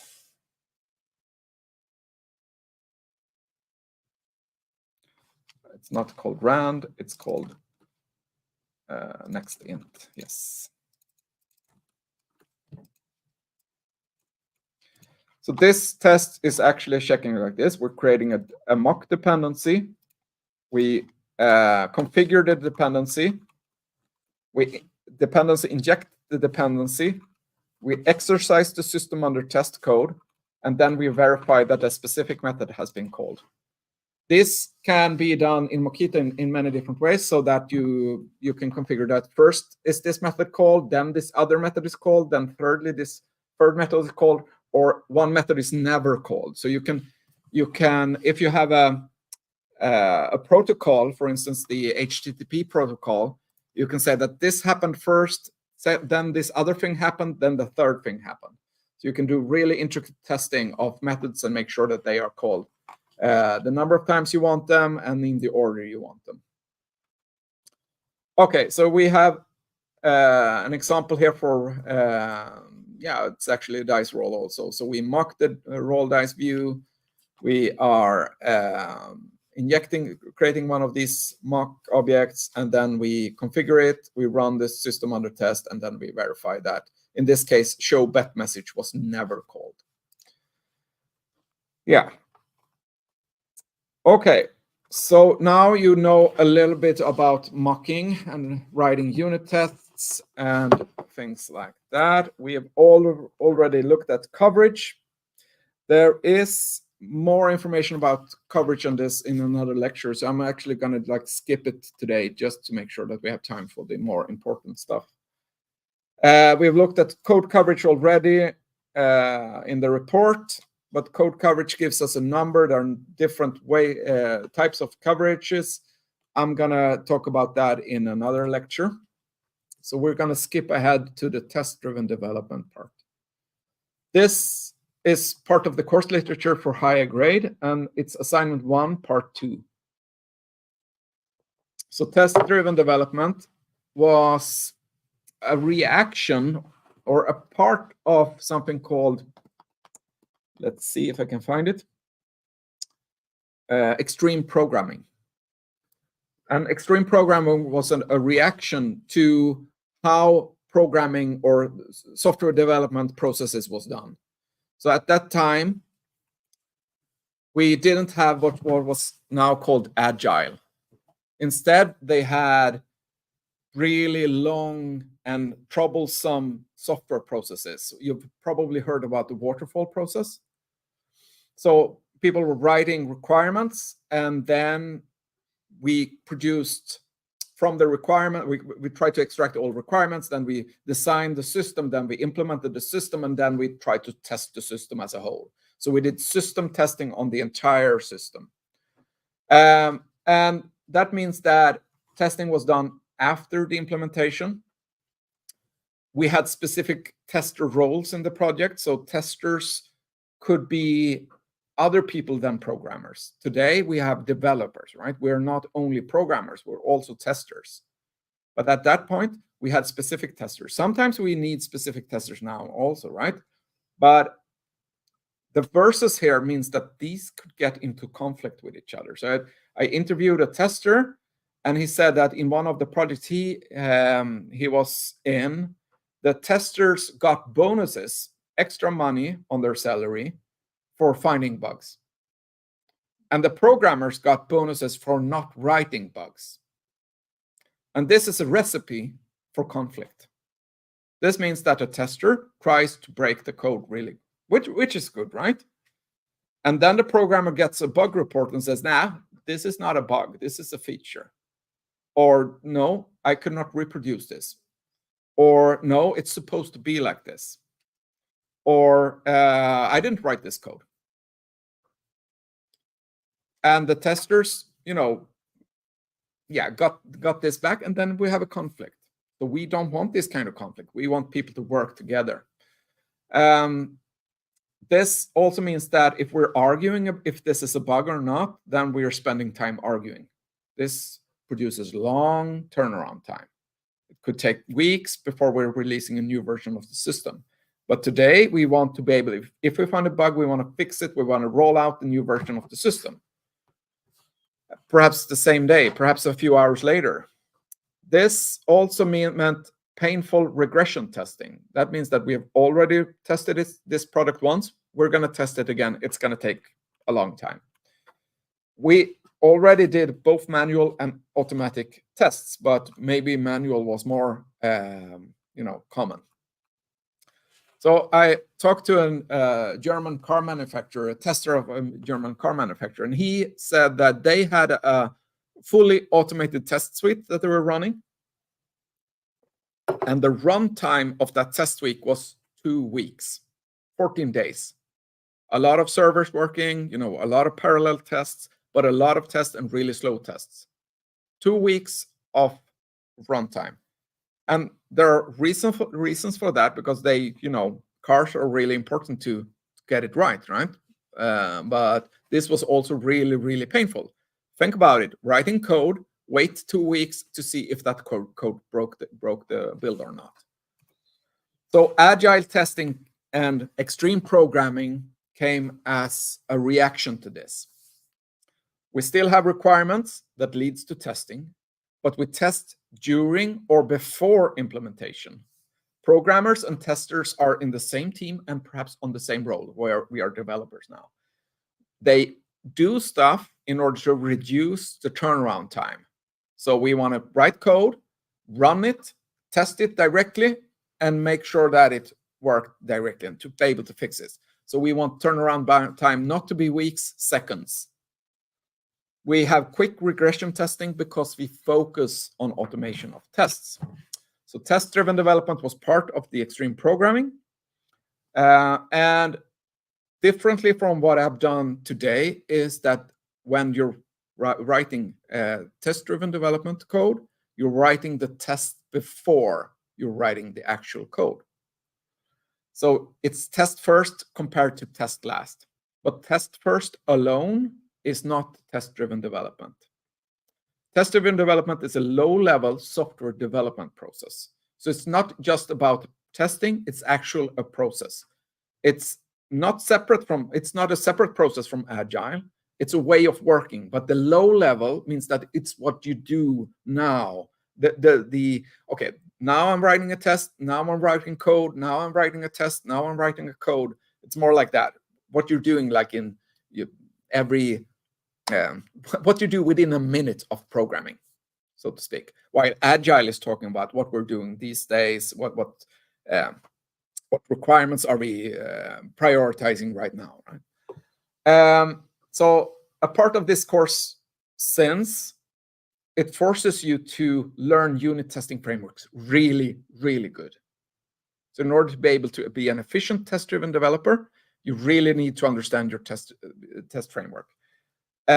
This also forces you to write minimalistic, high-coverage test suites. And minimalistic was good because we don't want the large backpack. We want to have these minimalistic test suites that are really high coverage, that are finding bugs still. It forces you to write testable code. You've probably written untestable code due to all of these things that I mentioned when I talked to the different hard-to-test code things. You've written complex code, you've written long code, you have had code with no return values, you've written indeterministic code before. Now that you're going to do test-driven development, you're going to write testable code. That means controllability, observability, accuracy, and what was the last one? Traceability, something, yeah. Okay, is test-driven development good or not? So there have been done several different experiments. I'm just going to showcase one of them because I think it talks about it. And this was IBM and Microsoft, and they introduced test-driven development. This was quite old. It took them 15 to 35% longer to produce. So it's slower. But the bug density of these projects decreased by 40 to 90%. So 90% means that, okay, we have 1/10 of the number of bugs than if we didn't do this. This is actually not why we are doing it today. Today, the reason that you're doing it is that you're going to write minimalistic high coverage test suites that are today we have these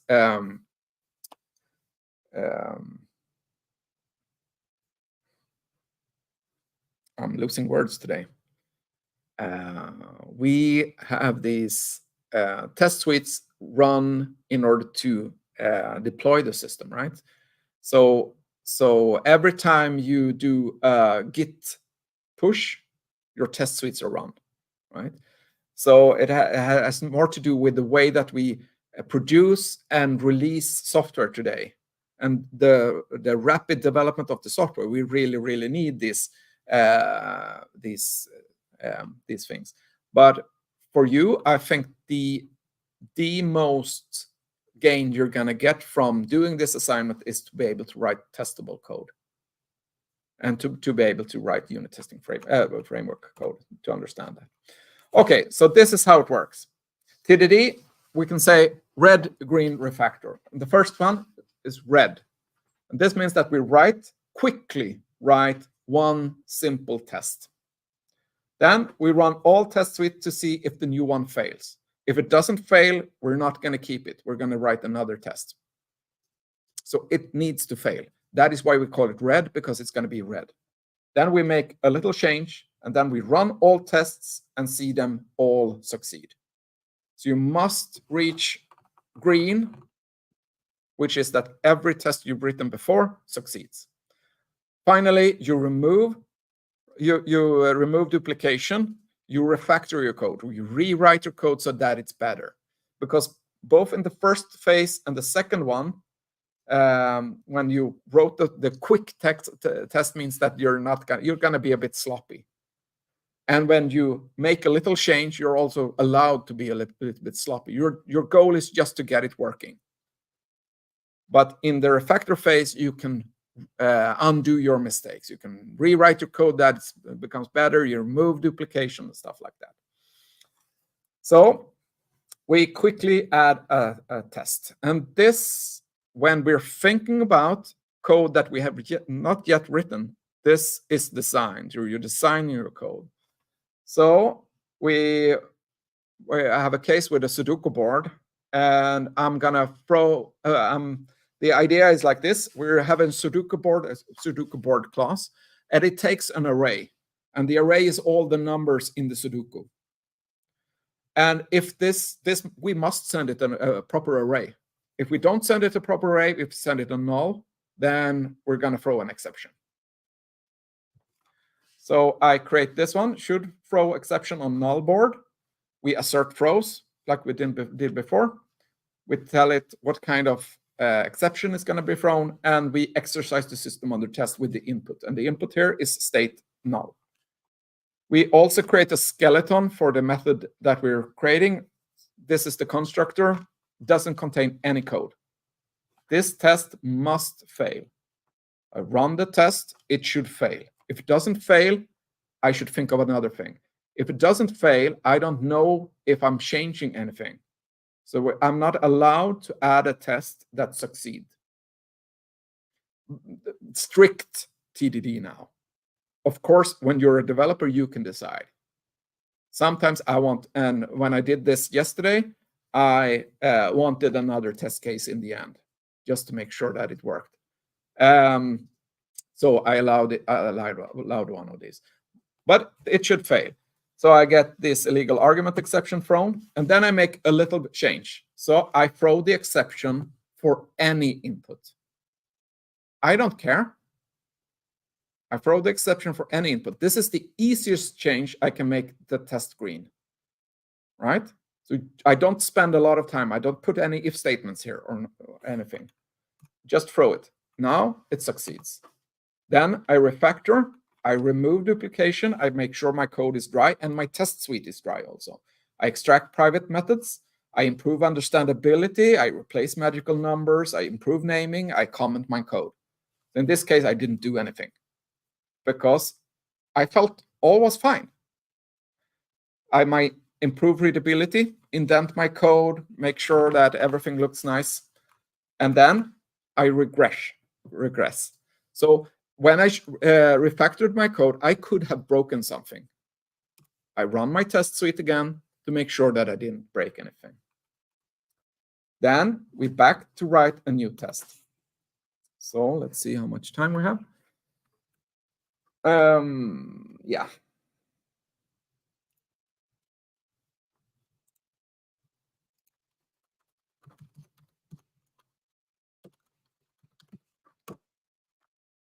Yeah, it has a small, so like that.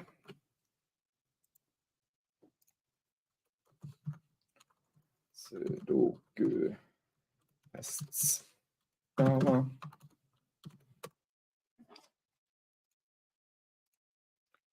Just gonna copy that one.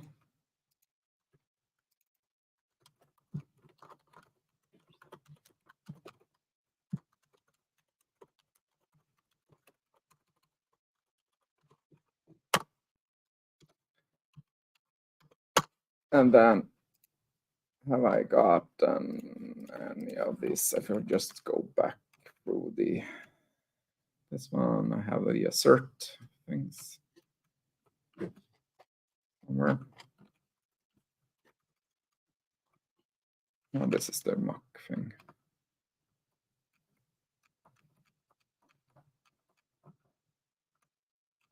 Don't I have one of these assert? Ah, here I have it.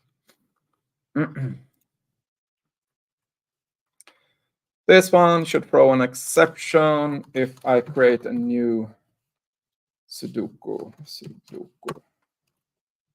instance of that one. Skip that one. Don't save it, don't care. And then we're going back to the testing. Sudoku test, we run all of them. I'm in red. Now I know that I can start changing the system.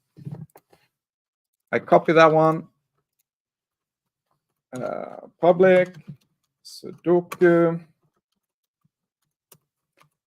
I introduce the array int state like that.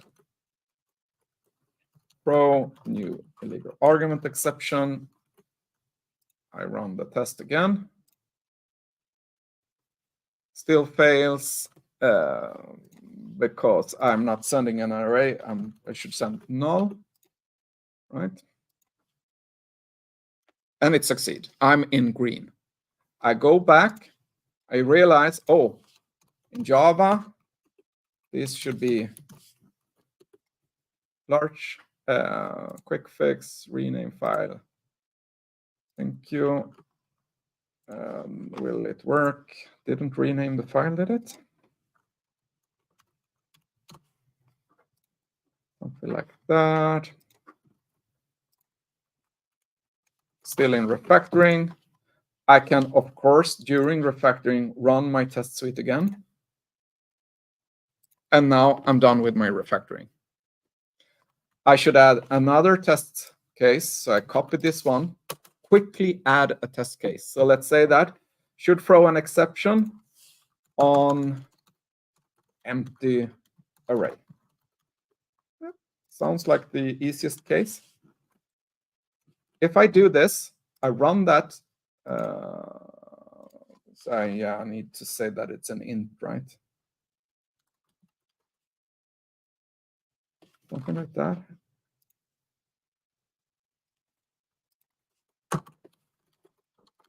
I don't know Java 2. Input to that is like an empty array in Java, I think. Run that test. Now it succeeds. So I'm not allowed to use this test case right now because it succeeds. I cannot, you know, the test suite already finds bugs and it's unnecessary, this one. So right now I should not have this one. I need another test case. So I would create a complementary should not throw an exception when sending array. So let's create another array.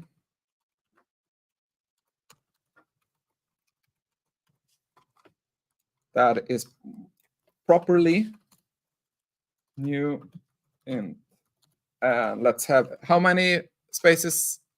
9 times 9? 81, right? So it should not throw an exception. Notice here, I don't have any asserts here. This test case doesn't have any value unless I have the previous one. So this is a complementary test. It only gains value through the other one. So now I'm in red. I go back to my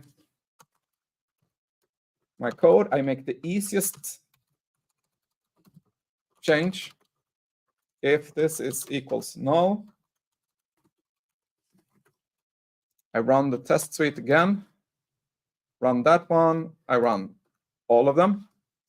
Now I'm in green. Now I'm in the refactor phase. I clean up stuff.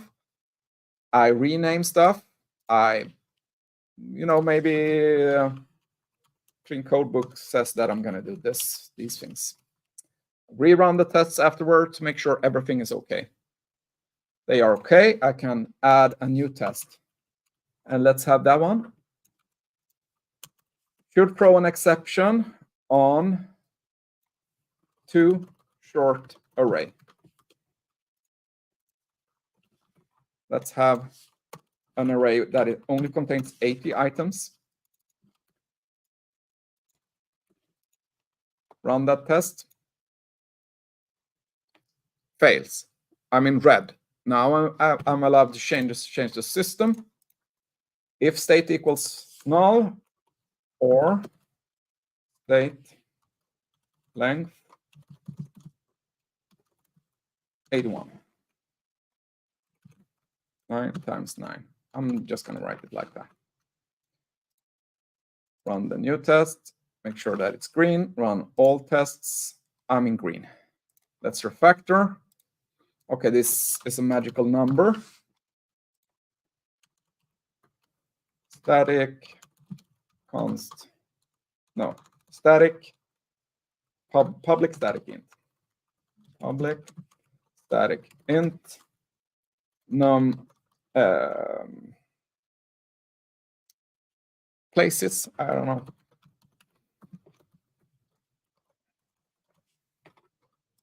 Replace the magic number here. It's public static because I have this also here. So let's use this. Sudoku places. Why doesn't it want that one? Anyone knows?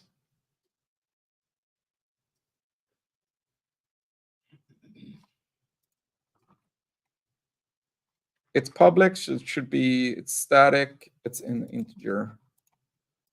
Why am I not allowed this one? Quick fix, create constant. It probably should be a constant, right?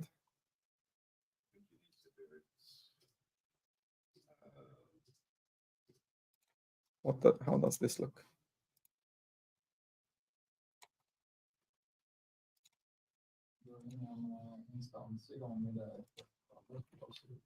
Sorry?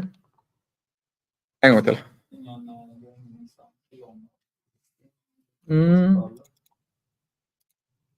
But this is static, so I should not need that, right? No, but this one is static, so it should be on the class.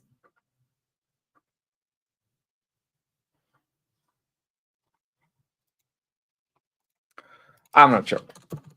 Just for the sake of, not prolonging the lecture too long, I'm just going to keep it like this. Maybe I'm writing like this. If I can't fix it, then I write to do fix this. Okay, so I'm done with refactoring. I rerun the test suites. They all work, succeed. I can continue into red. then should throw an exception if too high values. So I have a proper array with 81 items, but one of these items are, the first one is going to be 10. Because in a Sudoku, 1 to 9 is allowed, right? 0 is going to be an unassigned value, but 10 is not going to be allowed. So I run that. It fails. I can go to green and make it fail. The easiest way of doing this is actually like this, right? If state 0 equals 10, then we also throw that one. Run all the tests. And this is a stupid implementation, but I'm doing the stupid implementation in order to not introduce stuff that I don't have tests for yet. So I actually want these stupid iterations of it in order to find a really good test suite. In order to create a new test that finds this one, I'm just going to do it like this. Or maybe I'm actually going to put it in the end of the array instead, 80. End. Okay, rerun. I'm in red. This one now forces me to have a loop instead. For int value, and it's like that in Java, right?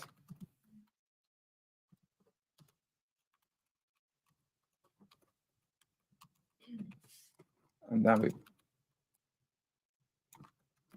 like this, run them, they succeed.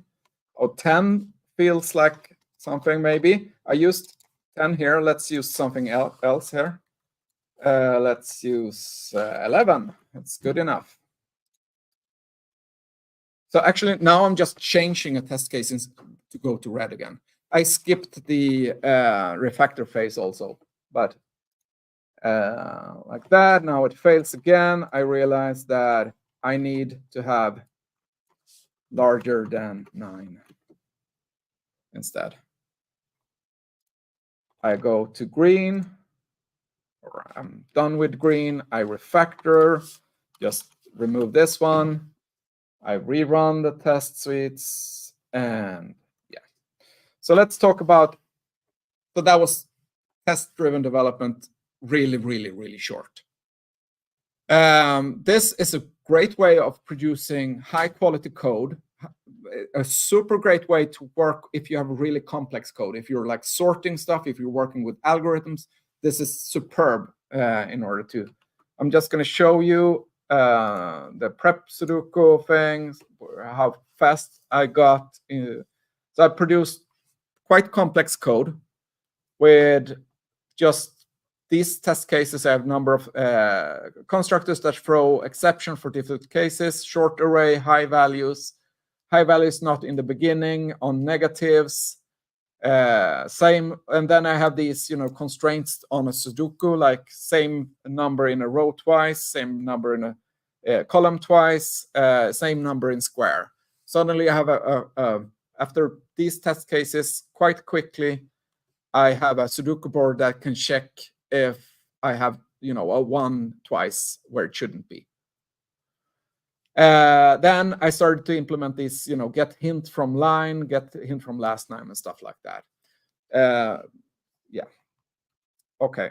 So when you're doing assignment 1, part 2, you're going to do it like this. You're going to write a unit test. You're going to do a commit. You're going to go to green. You're going to change the system code. You're going to do a commit. Then you do your refactoring, and then you do a commit. So you continue to work like this, the same way I did, but you do a lot of commits. So in the end, your commit history is going to show like red, green, refactor, red, green, refactor, red, green, refactor. Most students did a little bash code that created these commits for them. So they could just write red or R in the console and then got a commit from it. And this is in order for you to force you to work like this, because it's actually quite painful to work like this before you've learned it. So in the beginning, you don't know how to write a test. You need to look up that. So it's slow, right? And I want you to start very, very simple and then progress to more and harder tests. So start with something like this, Sudoku board or a math add operation or something like that. Something super simple so that you don't need to think too much. And you're going to work in pairs. So one is going to come up with the test. The other one is going to come up with the simplest wrong solution that succeed all previous tests. It's going to be the wrong solution. So this is called test pong.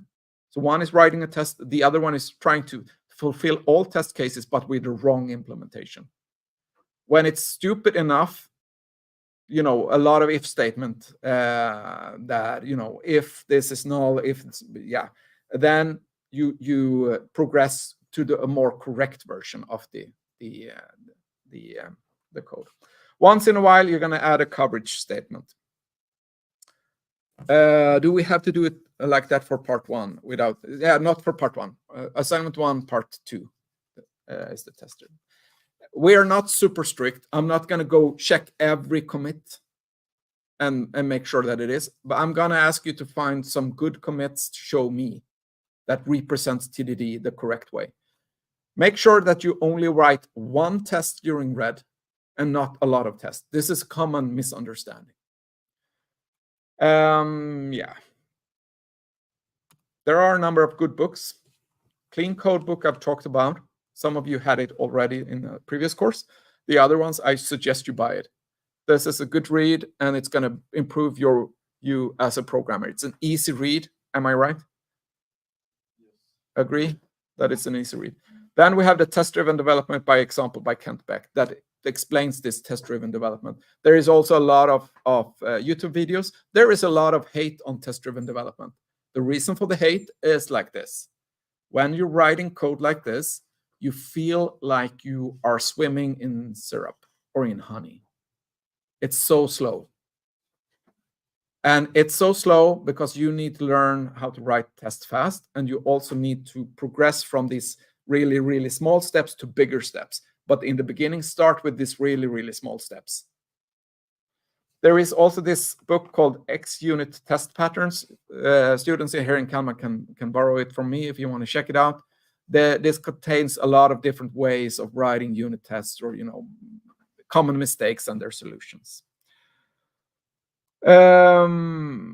Yeah, so I got a question. Is there any method where you can get which function was called in that case, in which order? Yeah, this is a question on Mockito. Yes, you can.